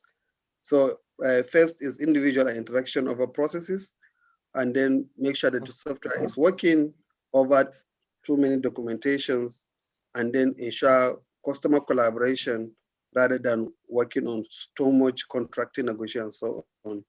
And then responding to change that is flexible, not to stick to plan continuously. So what I'm talking today is not about making the agile governance good. No, it's not about the agile now. Introducing agile to good governance. So we need to get the concept very well. Agile for good governance is not equal to agile, good agile governance. So the agile for good governance is something that Nigerians in diaspora and some few Nigerians here, 17 of them, came up with this novel new innovation, which I really commend them for doing that. And they also have 4 values like the original Agile, and then they have 12 principles, which was presented earlier. Now, for you to have Agile for good governance, I think the buzzwords there, you need to have a visionary leader, and then decisions should be driven by consensus.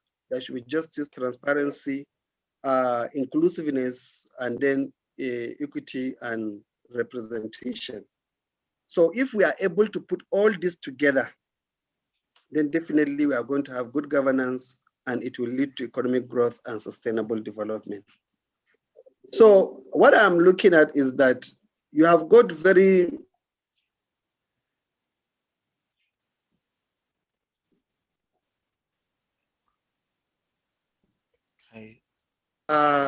my advice is that first of all, try to understand the situation.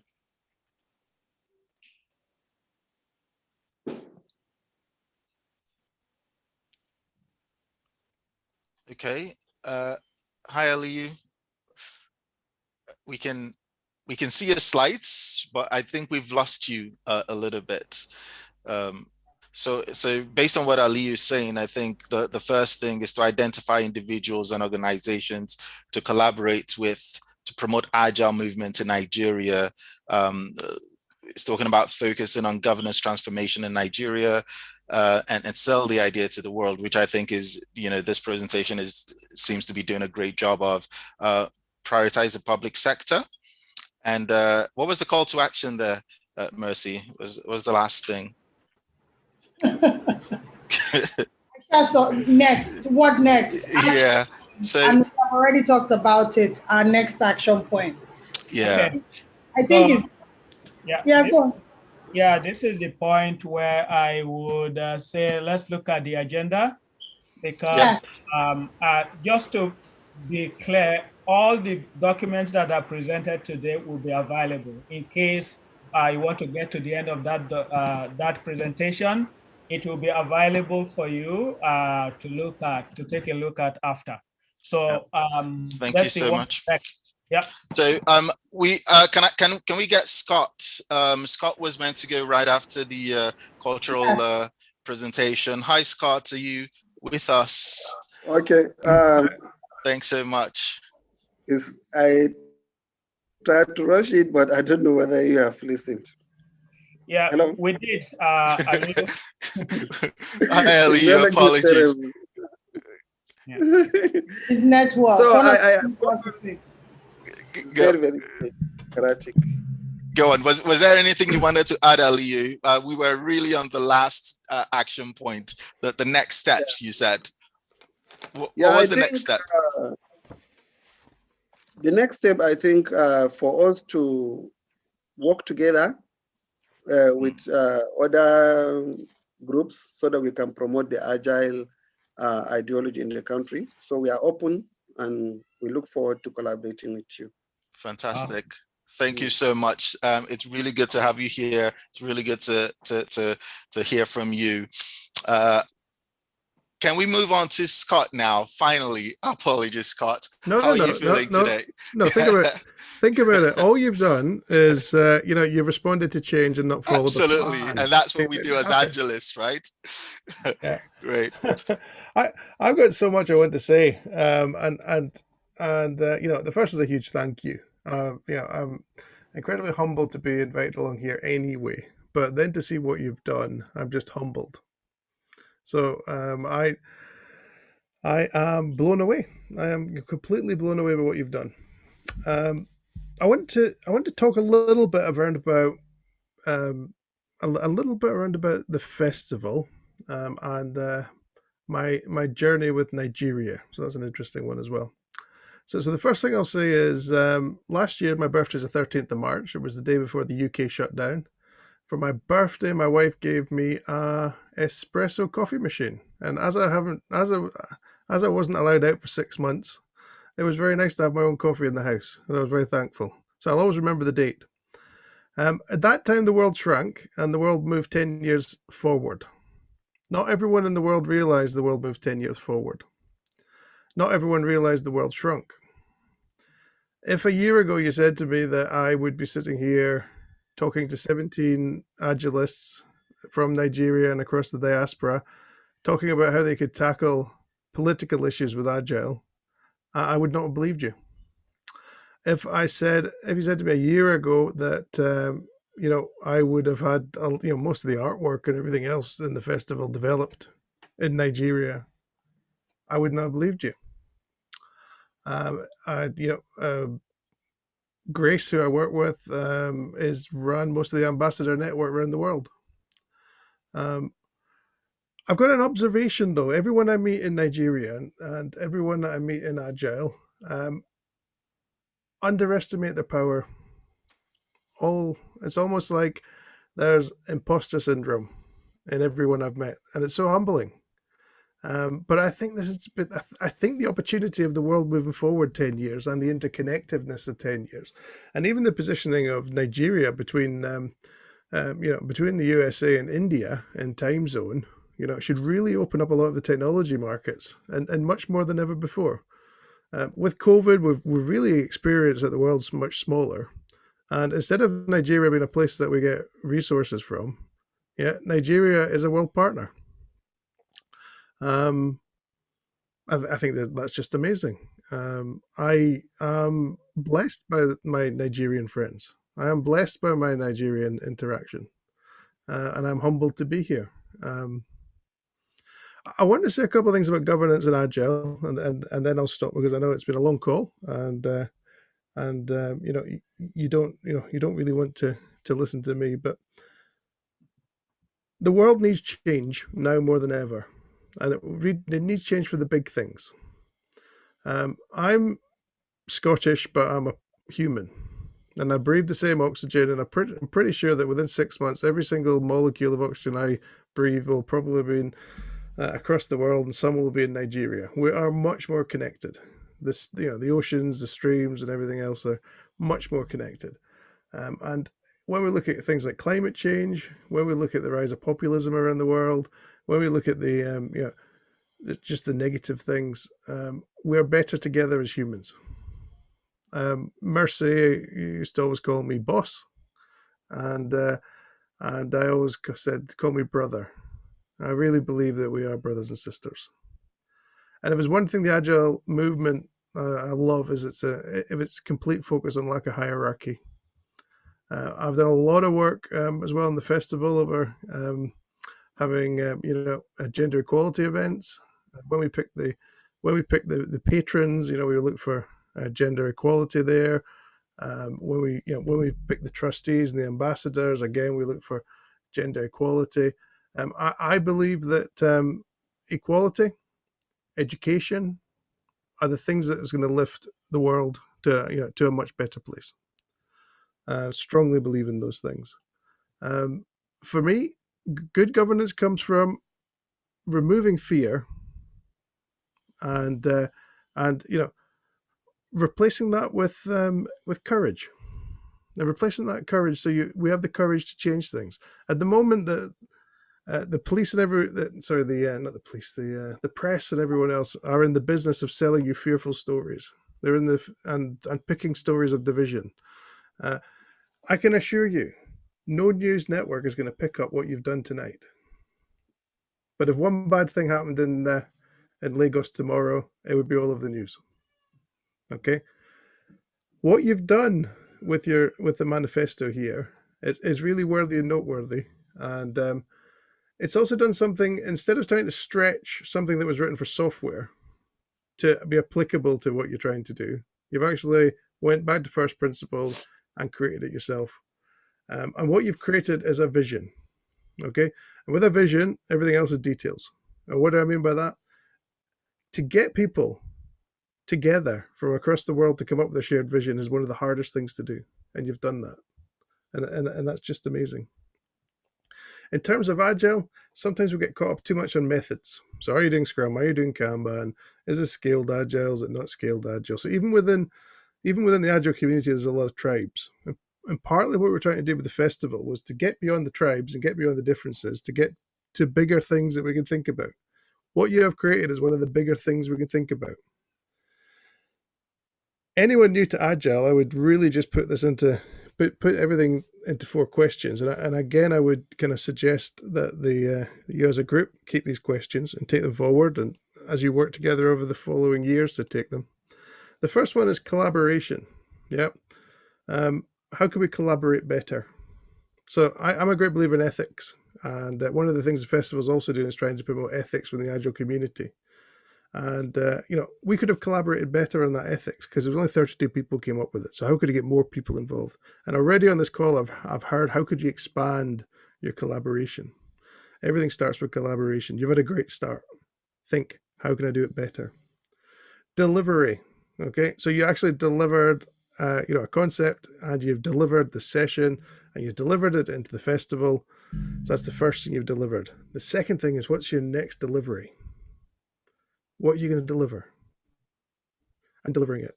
It's getting away from ideas to action. Ideas are easy. Action is hard. How are you delivering it? And then once you've delivered, reflecting.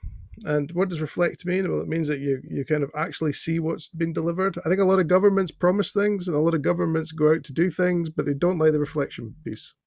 No government likes to see their true record. No government likes to see how did their manifesto, that word again, compared to what they actually delivered. So always take time to reflect as a group and think, how could we reflect better? And the other thing is improve. So take that cycle to improve. When you collaborate, deliver, reflect, and improve, you go around a little cycle. And every time you do that little cycle, it's like a wheel that turns. But the wheel doesn't go back to where it started. It goes back to a place that's slightly better. Okay, and if you draw that wheel that gets a little bit better each cycle and goes on, you end up with a positive incline. And that's where the positive incline comes from. Don't be annoyed that things aren't perfect. And don't be annoyed that humans will fail. And don't be annoyed that you will do things wrong. Focus on things being slightly better than the day before. And that's all you got to do as Agilists. It's the small, tangible, actionable steps that you take forward. Perfect is the enemy. If you come back in a week and say, yeah, we had 12 principles, but we actually think they need to be 13 because we just thought of another one, that's Agile. Yeah, you're not walking down from Mount Sinai with some chiseled rules here. Yeah, these are living documents. You're living people. Someone else comes into the group with a better idea you hadn't thought of. It's not like, well, they weren't there, so they can't get it in. Embrace everyone and take it in. So again, you know, this is how Agile can help. And if you do this as well, you can drive fear out and you can replace it with fair. That's all. I mean, governance is a big fancy word, but all we want from our governments is to be fair. Doesn't matter whether you're here in Scotland or in Nigeria, you want them to be fair. And governments, you know, will always try and use fear of the other. And the beautiful thing that you've done tonight is you've visualized the tribal differences in Nigeria, but you've raised it to a higher point, a higher vision. And that's beautiful. So yeah, we are one human family. I'm hoping Agile can bring us all together. I know in the festival it's brought us all together. You know, at certain times in life, things happen that I'll spend a lot of time reflecting on in the future. I suspect this is a session and a meeting that I will spend a lot of time over the rest of my life talking about, because this was incredibly important. I can't put it any other way, but you know, I love what you've done, and I love you for doing it, and I'm just completely humbled. You've done much more than I've done. Thank you.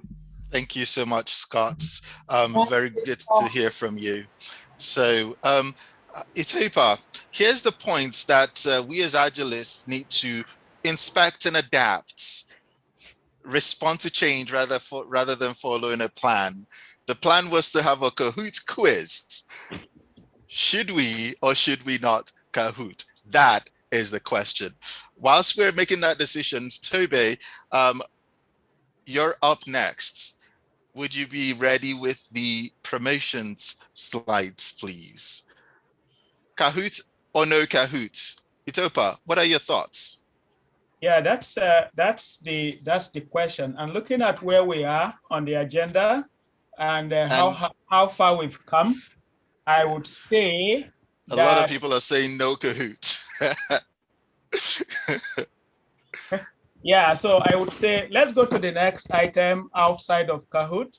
And you know what, that's one thing that not sure if we can do offline, but let's see. Okay, we are polling. Oh, we're polling. Would you like the Kahoot game about Nigeria? Yes, no, yes, no. Okay. Yes. Tobe can carry on. Tobe can carry on. Okay. Oh, wow. That's interesting. So can we get what we're going to do is we're going to adapt a little bit. We'll get Tobe to share some of the work that some of the Agilists are doing. We will then get Iyabo to give us our closing remarks. Some of the Agilists will stay behind to field some of the questions that the audience have. So if you want to hang out with us, by all means do so. Whilst we're hanging out, we will do the Kahoot if you want it. So, hi, Tobe. Hey, hi, how are you? Very good, thank you. It has been an interesting past couple of hours, so it's great that we're now at this point. Are you able to see my screen? Yes, we can. Can you make it full screen? Is it full screen now? Not yet.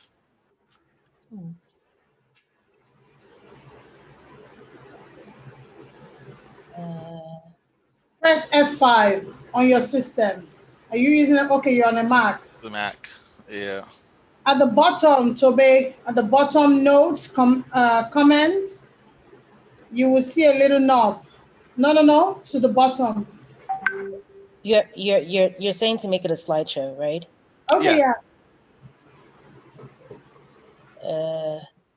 Okay, this is, yes. Okay, so there we are. Is that better there you go. now? Fantastic. Good. All right, so my job here is to have the slide up and call on whoever is on the slide to speak for 1 minute about what it is that they're working on. A bunch of us on here have other things that we do outside of our day jobs or with our day jobs and initiatives that we have chosen to push forward using the Agile mindset and just doing our little part to create an additional wave in the pool of evangelizing the beauty of Agile and adopting that mindset. So first off, we have Victor. Do you want to come on for a minute to tell us about the APIAM and WAF model that you have established? Thank you, Tobe. Yeah, hi guys. Again, I'm Victor Nwandu. I'm the principal of the Q platform and the founder of Agility.com. These are Agile, thank you, Jane. These are Agile consultancies and group efforts to help our people in the industry. I came out with this APIAM rats to kind of espouse and highlight the cultural differences when we're doing Agile as Agilists and consultants and Agile coaches. Our main priority is to help transform organizations, and to do that we need to change the mindsets and the culture of those organizations.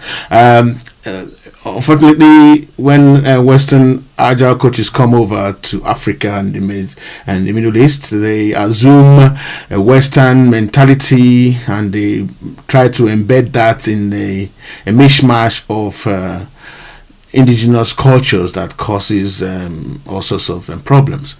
This APIAM rats model is an endeavor, an effort to help them understand the entire ecosystem when they are operating in these regions. And it's a simple form. It's in two parts. If you look at I'm not going to go into details because I've just got 1 minute, but if you look at the first one is a row and columns of different parts, different types of typical organizations and the internal and external cultures acting on them. Right. The first one is a typical Western culture, and this is where our guys come from in the West, and the other one is a hybrid of Western cultures in Africa, which are just the middle point of the old map, and the bottom one is where the issues are, where this entire thing is all about, where we have internal cultures and external cultures in typically indigenous companies, usually organizations like the ministry, the police, the military, and academic boards, academic environments, and hospitals. Yes, and the other parts of it is just functionalities and some good parts of it. This is an organic model. I'm still getting data, so if you guys can help me, organizations in all these regions, please feed into my channel at YouTube, Agility.com websites, and yes, we will get back to you and try to modulate and improve on our model. Thank you. Thank you so much, Victor. The intersection of culture and agility. That's definitely something for us to look forward to. Up next, we have Mercy. Mercy, you're writing a book, a sort of yellow page. You want to tell us about it? Yeah, my name is Mercy George-IgbafeMary. I'm the founder of Lento, a digital consulting company here in Nigeria. And I'm in cahoots with Yves, is the author of Who is Agile. He wrote it 10 years ago. And when he wrote it, there wasn't any representation of Black, especially female, a lot of females. And it's been duplicated and replicated in multiple countries. So I have the singular honor, which I'm very humbled by, to co-author, just create a repository of brilliant Nigerian Agilists across the globe, wherever you are, so long as you are in the IT space. It's not a must that you're an Agilist. It's just your story for the world to see. And it gives you opportunity to showcase your work. Say, for instance, Victor comes with the model is working, there's a link embedded, which can redirect people to. Here is an opportunity to tell your story yourself. And it's heavily ranked and you'll be found and research will come back to you. I'll drop the link in the chat. We will appreciate your response. The first iteration will be published next week. So if you're the first people to share your story, you will see it published and you can make reference to it. Thank you so much. And it's an honor to have the honor to present this to everyone. Thank you. Thank you, Mercy. We're definitely looking forward to that good repository work that you're doing. Next, we have Tolu coming up with LearnFlow Africa. Do you want to tell us more about that, Tolu? Yes, sure. Thanks so much, Tobe. LearnFlow Africa is a learning platform for training providers and content creators in Nigeria and Africa who want to increase the revenue, move the learning to digital platforms, and allow learners across the world access their content more accessibly. The reason we decided to bring this platform or solution together is because in Nigeria, as we know, about 60% of the population are under 25 years old, and the growing population coupled with the growing internet penetration and the fact that about 1 million students are unable to get into higher education, and when they do, they come out half-baked, they can't get into the workforce, they're not productive. There's an increase in skills gaps in the country, and as we grow exponentially, that skills gaps are widening. But on the other hand, we've got a massive amount of talent out there, lots of passionate, skilled educators, teachers, training professionals, content creators who are able to solve the problem of the skills gap shortages. And the idea is to create a platform for them to simply, cheaply, and profitably deliver content and shorten, reduce those skills gaps across the continent, starting from Nigeria. So learnflow.org is our contribution to help reduce the skills gaps in the country. And yeah, I'm proud to have a team that are working in a very agile way to deliver this product. Thanks, Sobe. I am definitely looking forward to that. And hey, I just might be one of the people on your platform because I'm looking We'd love to have you. Several learning initiatives. All right, so thank you so much for that, Tolu. And next up, we have Mary. Mary, you have been doing quite some work on YouTube. You want to tell us about it? Yes, I have. Sincerely Agile with Mary. And that comes up every Sunday, 6 o'clock in the UK, 7 p.m. in Lagos, 9 p.m. in Nairobi. What do? We talk about everything Agile from different perspectives. We could be talking about business, we could be talking about humanity, we could be talking about governance and leadership, anything. Tomorrow, for example, I have a family business expert coming on in the name of Nike Anani. She's coming to talk about generational wealth being passed down generations. We all hear about how some families are rich today and then they are poor tomorrow. How can we be more agile? How can we be more lean in our businesses? How can we bring our young one into our businesses? So I talk about different things, but the focus is promoting the lean agile mindset. So go to YouTube, please, and subscribe to my channel and help me grow this channel so that we can all be agile. We can all embrace the lean agile mindset and do amazing things for ourselves and for our country and for the wider society. Thank you. Thank you so much, Mary. I like that tagline that you have on there, collaborative journey of awesomeness and wholesomeness. That's it. That's it. And then I know that Abby is not here today, but Abby is someone that has been doing a lot of good work in the Agile community back home in Nigeria. Mary, did you want to speak a little bit? Absolutely. This presentation will be incomplete if we don't mention Abby. Abby was in Canada and then she relocated to Nigeria, I think about 3-4 years ago. And she's been shouting from the rooftop, rooftop about Agile. doing so much to, you know, really evangelize and get a lot of organizations and individuals on board. She has an ecosystem in Nigeria. The name of the NGO is the Agile Advisor Africa, and she's been doing this now for about 4 years. So please also, you know, check the website out. It's www. As you can see, the Agile Advisor Africa. She's done amazing things in Nigeria with Agile, and we really just want to give her credit for what she also started.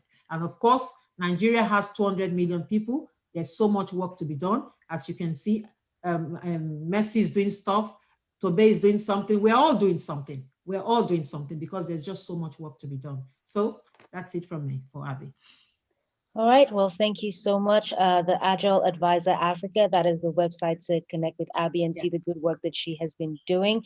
And finally, there is me. My name is Tobe, as you all know. So outside of my day job as an engagement manager, I am the founder of Project U Platform and the Daily Agile Framework. My work helps my clients consider themselves as projects, and then I help them apply the Kaizen mindset and the GROW model to continuously improve themselves. I partner with them to crystallize their big picture, decompose themselves into tiny different facets, kind of like what we would call epics in our Agile and Scrum methodologies. And then we map out the action plans to help them drive towards their big picture and then create and find and adapt tools to help them get there. You can visit my website, www.tobeneji.com, to learn more about it and to sign up for my first Project U event that will be taking place in April. So that's about it with we need Aanu to come up, please. We need Aanu to unmute herself. She didn't get her slide to us on time. Oh, okay. So we need Aanu to unmute herself and tell us. She's done amazing stuff in Nigeria with girls in tech. So please, Aanu, unmute yourself. She's still here. Aanu, please unmute yourself and talk about the wonderful things you've been doing in Nigeria with girls in tech. Is she still here? Yes, Aanu is here. Aanu, you're muted. Aanu, you're muted. We can't hear you. We can't see you. Please come and talk about your stuff. Unfortunately, your slide is not on the deck. Maybe she walked away from the computer. Okay. We will see if when we get back from after the closing remarks. I mean, Godwin can actually speak for Aanu because Godwin was trying to say it. So Godwin, okay, you're more than welcome to do that now. So we can now have the Kahoot. That's it. We're done. Yeah. Hold on. Godwin, I'm happy for you to talk on behalf of Aanu if you wish, and then we'll go to Iyabo, and then we'll have our dance and Kahoot after that. Is that okay? Okay, yeah. So Aanu has this initiative that she did with young girls in Nigeria, and it was a free coding, teaching them how Scrum Mastery and all that. And it actually evolved a whole lot of girls. As a matter of fact, my niece was part of the people that actually enjoyed that good, gracious opportunity to be able to learn to code. So many things they learned. It was a boot camp, and you can imagine it was done at the same time when they had that NSARS movement, and with all that going on in Nigeria, they were still able to coordinate that and give those girls an opportunity to be something in life, to take their journey in technology to the next step. So we're very grateful. And like she said, I do not know if it's going to, when it's going to happen again, if it's going to be this year or next year, but I'm sure it's something that everybody we need to embrace and help in making sure that the girl in Nigeria is actually educated, not just educated, but at least well educated and well-rounded. Thank you. Thank you very much, Godwin. Beyond Girls in Tech, check it out. Hi, Tope. Hi, Itopa. It's been a journey. It's been a journey. It's been an amazing time with all of the Agilists and all our guests. Itopa, your final thoughts before we bring on Iyabo to give us our closing remark. I thought the people wanted 77% wanted Kahoot. Yeah, we'll do the Kahoot after the closing remark, and then everybody can go, and then we can do our dance. Itopa, your final thoughts before we get Iyabo on board. Yeah, first of all, thanks to everyone who stayed when I think 5 minutes to or 15 minutes to the start. You remember the chat we're having about how many people do you think will be coming? We calculated, we added, we used our experience, and you know what? If we get this number, we'll be happy. If we get to this number, that will be perfect. You know what? We actually exceeded that high number we thought we're never going to get to. Yep. So in my mind, this is a great outing that we had today, and it can only get better from here. You've all done incredible job, and the passion has come up from everyone. So it can only get better from here. We have just started. We've laid the foundation. We've put the North Star. The vision is there. Now we're going to walk the talk. That's how I'm feeling right now, Tolu. What about you? Thank you so much. You know, it's been amazing. So I want to get to Iyabo to give us our closing remarks, and then if anyone has any questions, still put it into the Q&A. We'll then go into the sort of open floor. Iyabo, over to you for the closing remarks. Thank you, Tolu. Thank you very much. I know Mercy wants to get in there with a Kahoot, but just to close up on everything and generally just let everybody know that this was a journey. I mean, most of us amongst, in this group of Agilists are in the diaspora, yet there is such a love and concern for Nigeria as a country in terms of where we are, where we should be. And we all know that Nigeria is rich in so much, in culture, in resources, and most importantly, in people. And people is one of the key factors in Agile, one of the main things. People are the very most important part of being Agile. So coming together to do this was a journey. As Mr. Ogala said, government is us. What we do about it is us. We live in a nation where we don't have so much of a say, no matter what the Constitution says in what is happening. But we know that the only way you can do anything is by taking small steps. And we've used this opportunity to take small steps, our own little footprint, if we say, in trying to do something about governance of all levels, from the top down to the grassroots, and see how, with this little step we've taken, maybe people will adopt, adapt, and generally build up on what we've done. Of course, it's not the stop point here. This is just the start, and we're moving on with that. And I loved the remarks from everyone. Thanks again at this point to all our speakers, to Mr. Ogala, to Aliyu, Mikam, and Scott. I mean, Scott, obviously the whole Agile20Reflect Festival is the basis of this whole thing. And Mary for even just coming up with this idea. And it was a journey of so many minds, people giving up their time. But at the end of the day, it was a bit difficult sometimes because you can never really put up, to get that pulse of exactly what Nigeria is about. There's so much that's happened in the past year. And because of what has happened in the past year, we have seen so much that there are things that are so wrong about governance. And by trying to use the Agile mindset to do something about that, knowing full well, as Mary said, that with Agile, you start from your home, being Agile in your home, in your office, in what you do in your life. You turn your life into a project and you build with it on Agile. This is that kind of mindset we've used to approach what we've done here. Of course, the background of the Agile Manifesto, the Agile principles was the key, can I say, framework to what we did. So it was really a journey of us doing as we will. So in all of this, our take home and what we're trying to get out there is that if we don't take that step, there's no way we're going to be able to try and get people to think in that mindset.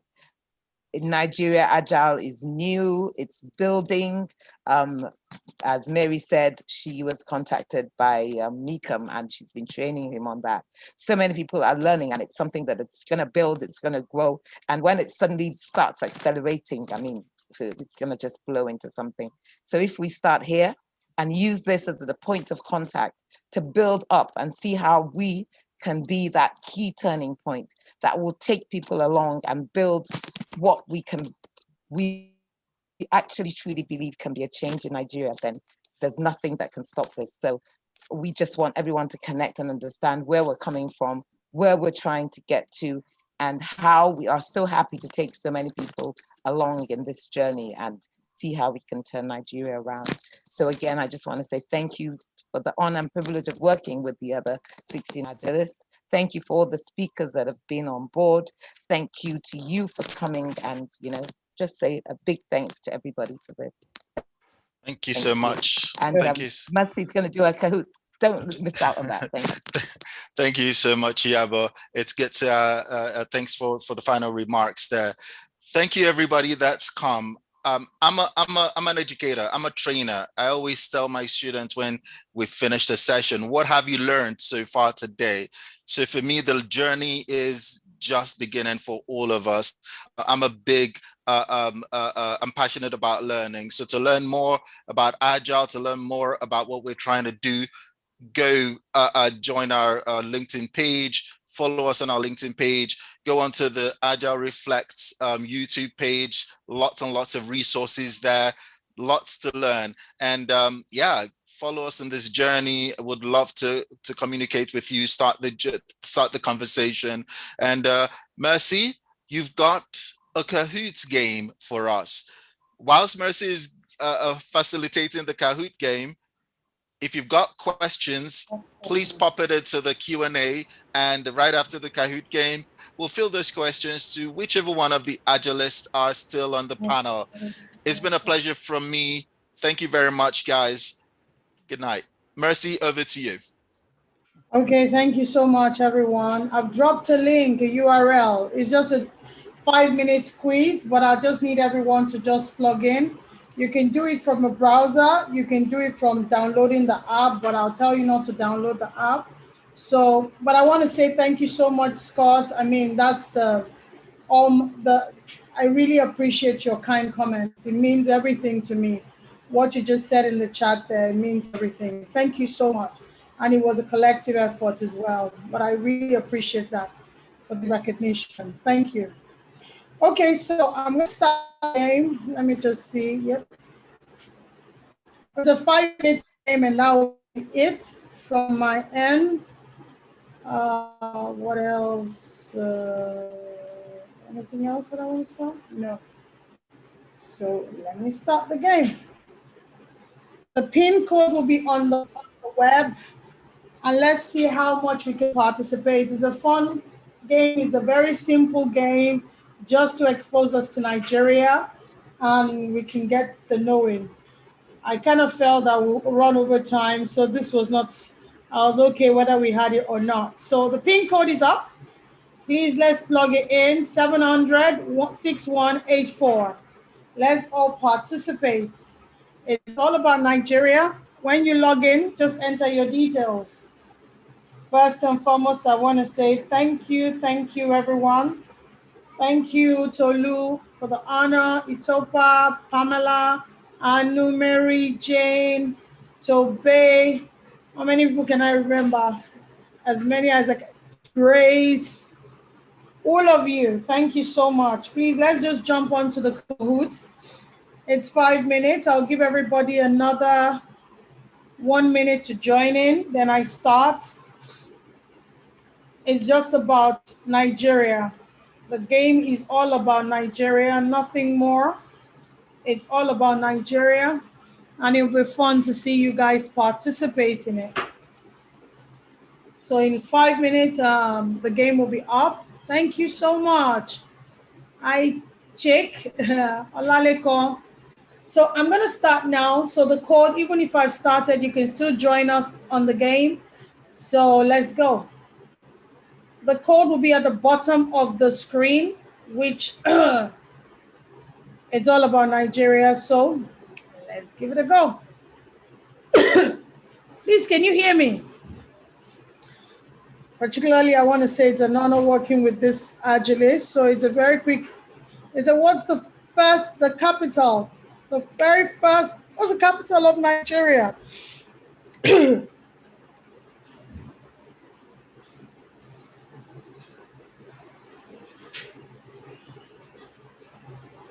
We still have 13 seconds to go.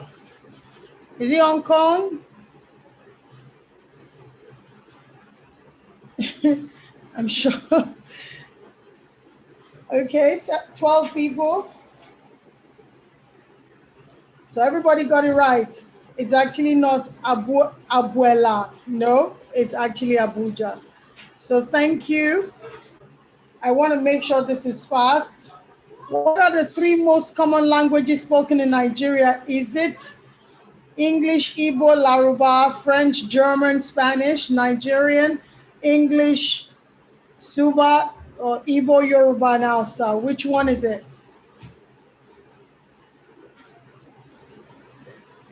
Yeah, okay, and the time is up. So it's not English, it's not Igbo, it's not Yoruba. The 3 most popular languages, like the lady that did the chant, is Igbo, Yoruba, and Hausa. Despite that, there are over 56 languages. No, I think that's ethnic groups in Nigeria. So the languages is over 200, okay? Thank you so much. And question 4, what is the population of Nigeria? Is it 10 to 100 million? Is it 200 to 300 million? 100 to 200 million? Under 10 million? What do you think the right answer is? What do you think it is? Awesome. So the right answer is 100 to 200 million. Is not 10 to 100 million. Neither is it under 10 million. Nigeria is a large country. It should be recognized as a continent in my way. Okay. So off we go. And this is a double point for anybody that gets it. What is the Nigerian film industry called? The movie you're seeing on the screen, Omogeto, is one of the highest grossing movie that was released in the peak of COVID. Is it Nollywood, Nollywood, Nollywood, or Nollywood? What is it called? It's not Nollywood, it's Nollywood. Okay? TU. And up to the next question.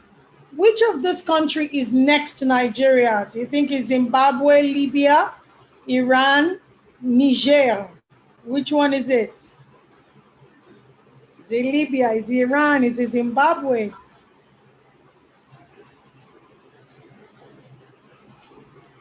Okay.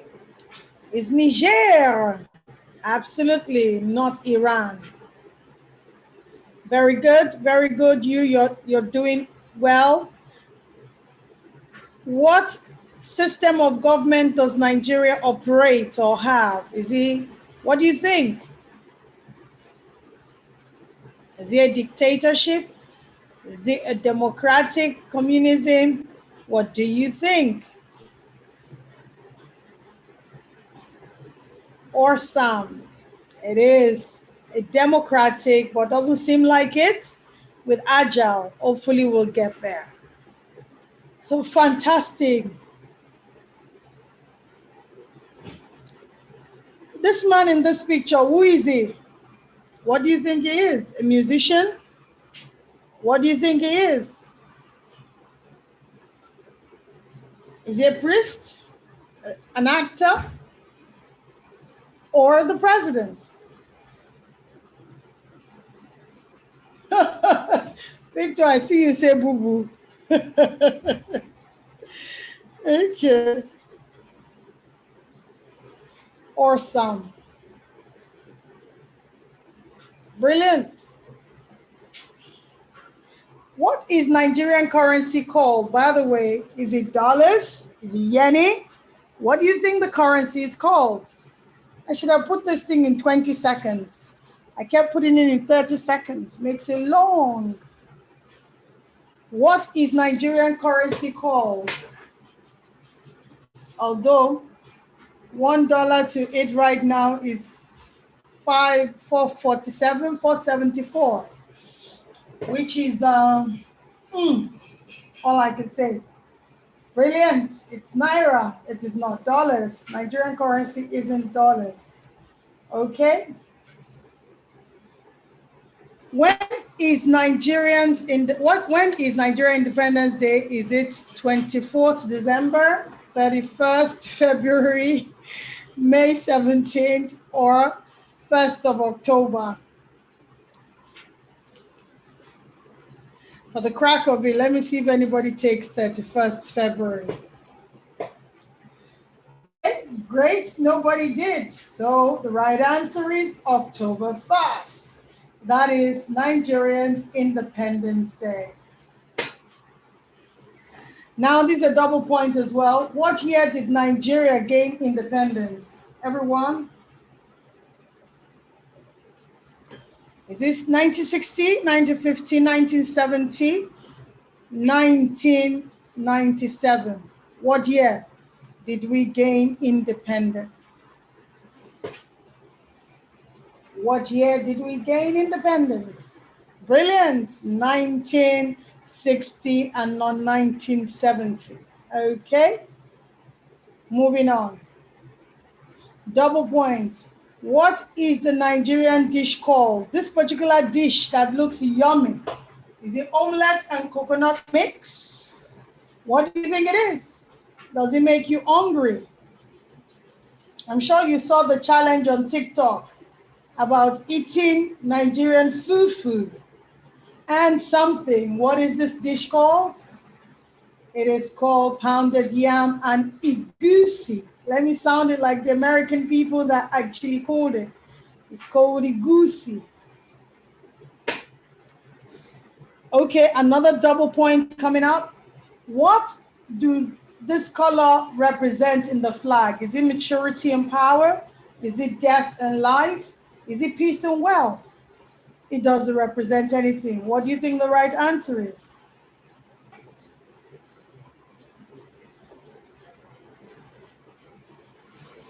We have like 6 more games to go. It is peace and wealth, okay?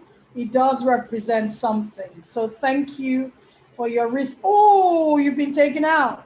No, no, no. How do you reclaim that? Another 2-point loading. Which is not true about Nigerian executive? You have to take your time and read this. The executive branch has both a president and prime minister. The president is directly elected by the people. The president must win 25% of the votes in 2/3 of the state. The president is not limited to 2 terms by the Constitution, which is not correct. What do you think?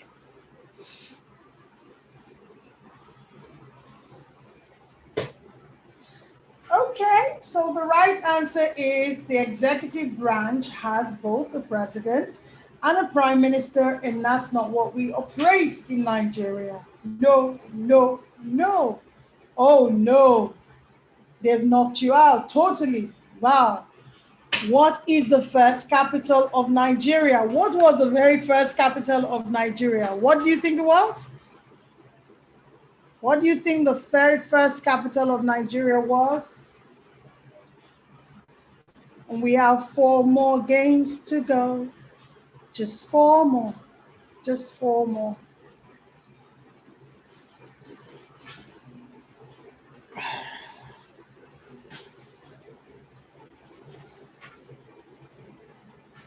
Brilliant.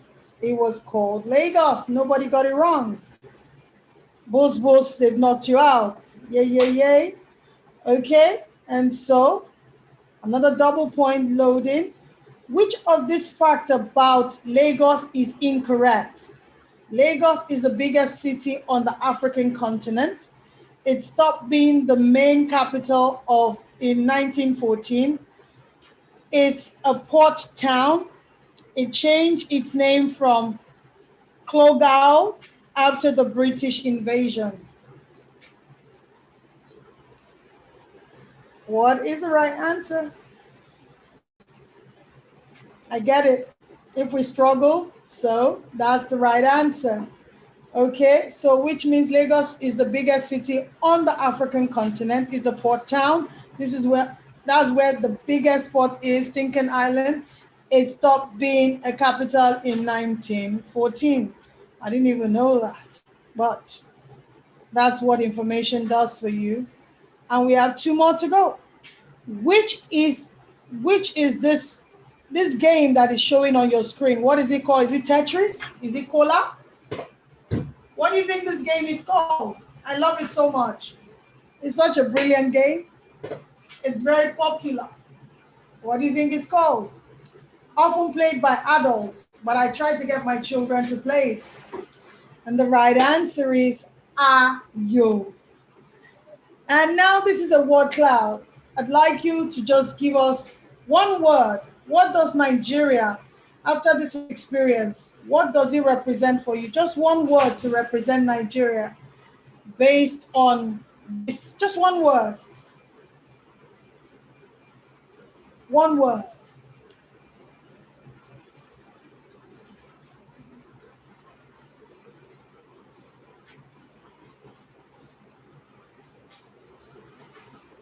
Okay.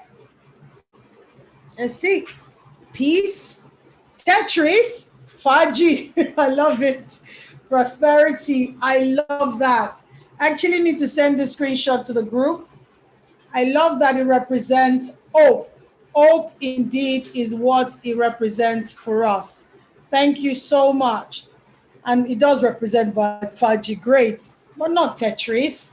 Home. It is home. And now this is where we just want you to tell us, how can Agile improve governance in Nigeria? In your own words, so you can type as long as you want. It's not just one word. Let us know.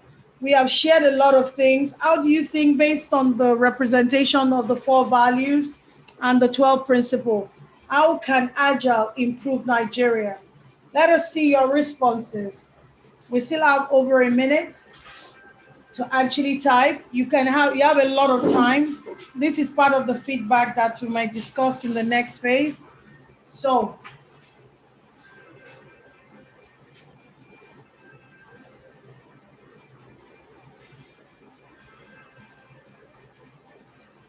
only one, okay, 3 now. Please let us know what you think, how Agile can improve governance in Nigeria. How can Agile improve governance?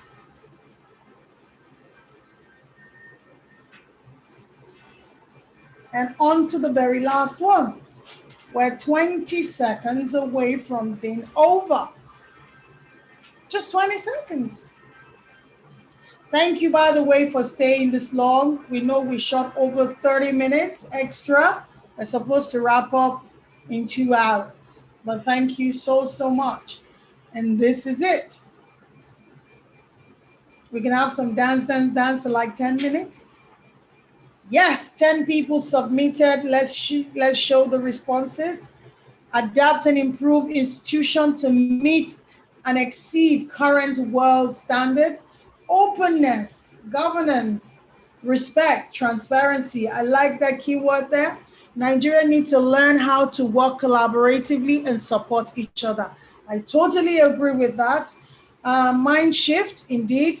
Nigeria needs to adopt a style that people want, adopt the style that people want, and be open to try new things rather than follow a system of government. A government handed down by other countries. Totally agree with that. I couldn't agree more. By getting leaders to adopt a collective mindset and serve the people. Nigeria needs to learn how to work collaboratively and support each other. Better nation if leaders buy into it and commit. A change in people's mindset and change our mindset and the way of thinking. Incorporate it in day-to-day activities. Thank you so much. And on to the last one. Actually, I'd like to skip this one.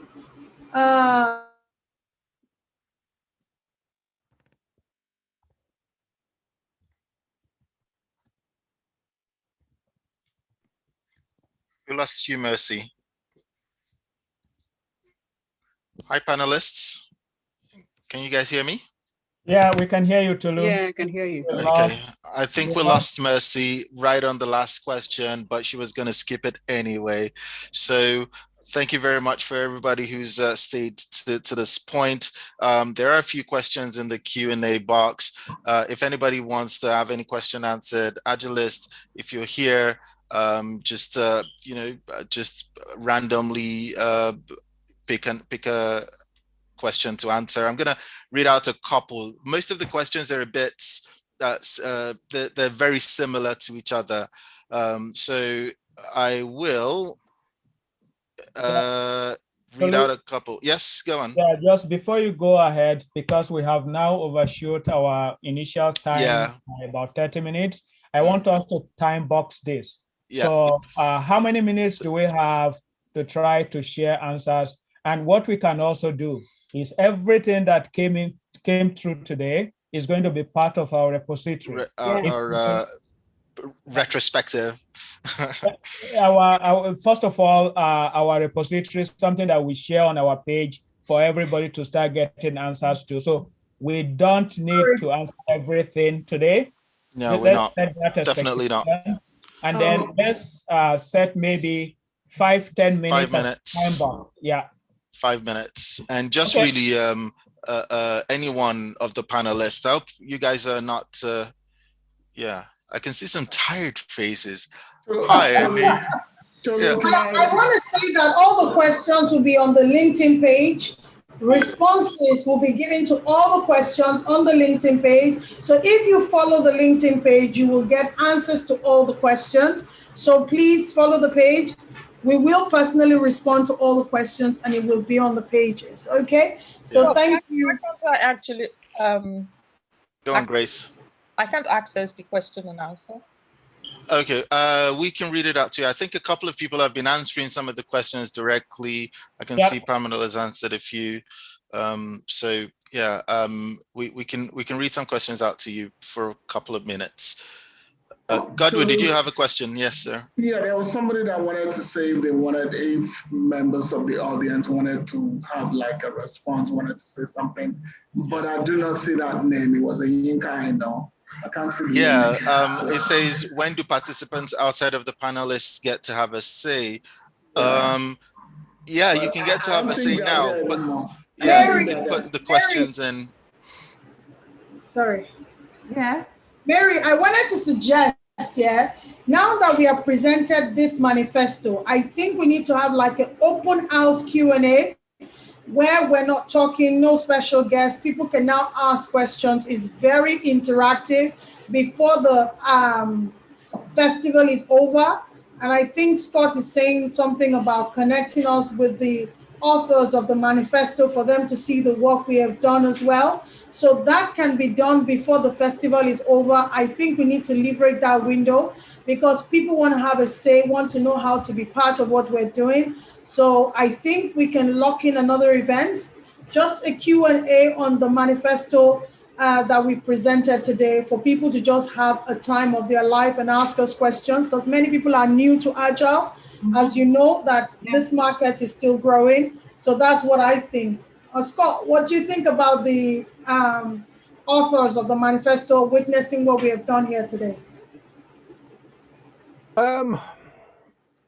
They're all technical software people.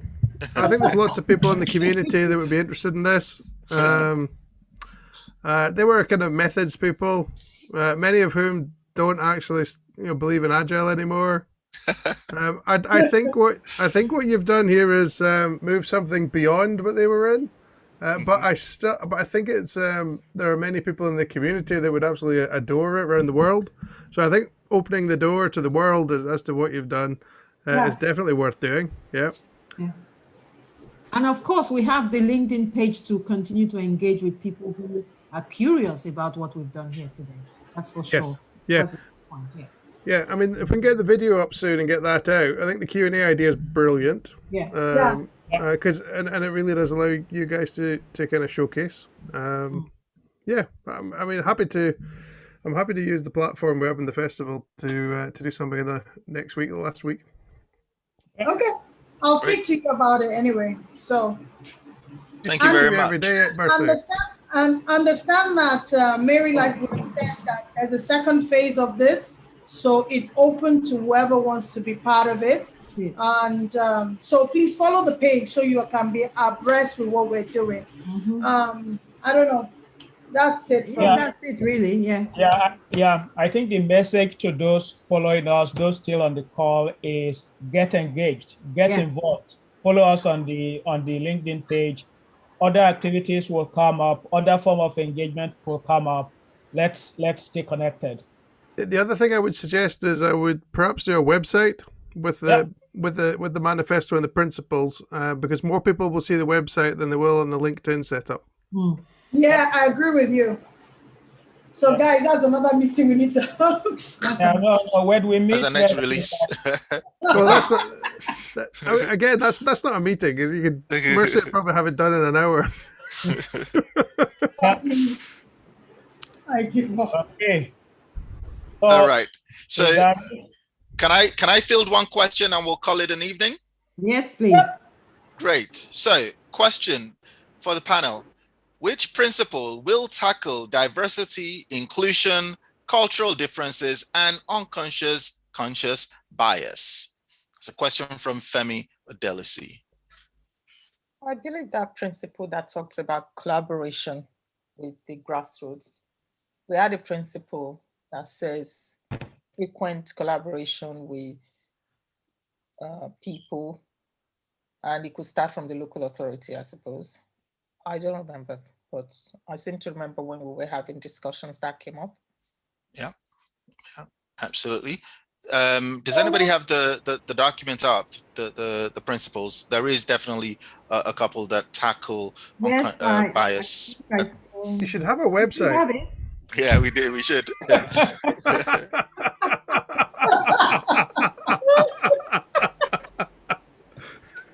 All right. Tolu, yes. I think 9 does it. Website the right of citizens to express their expectations for accountability and governance without fear of intimidation. Okay. There's that.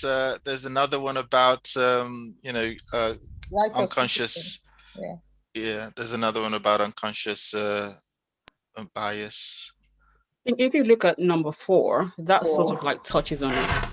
Tobe, that was the point I was trying to drive at. When you're talking about unconscious biases and all sorts of biases, Nigeria is a mishmash of them. So you will find that the principles, more than one principle that dealt with those biases. Even the first one, where one of the values where we're talking about meritocracy over nepotism, that in itself is a form of a bias. So I think navigating through the principles and the values, you will see that most of them dealt with those biases.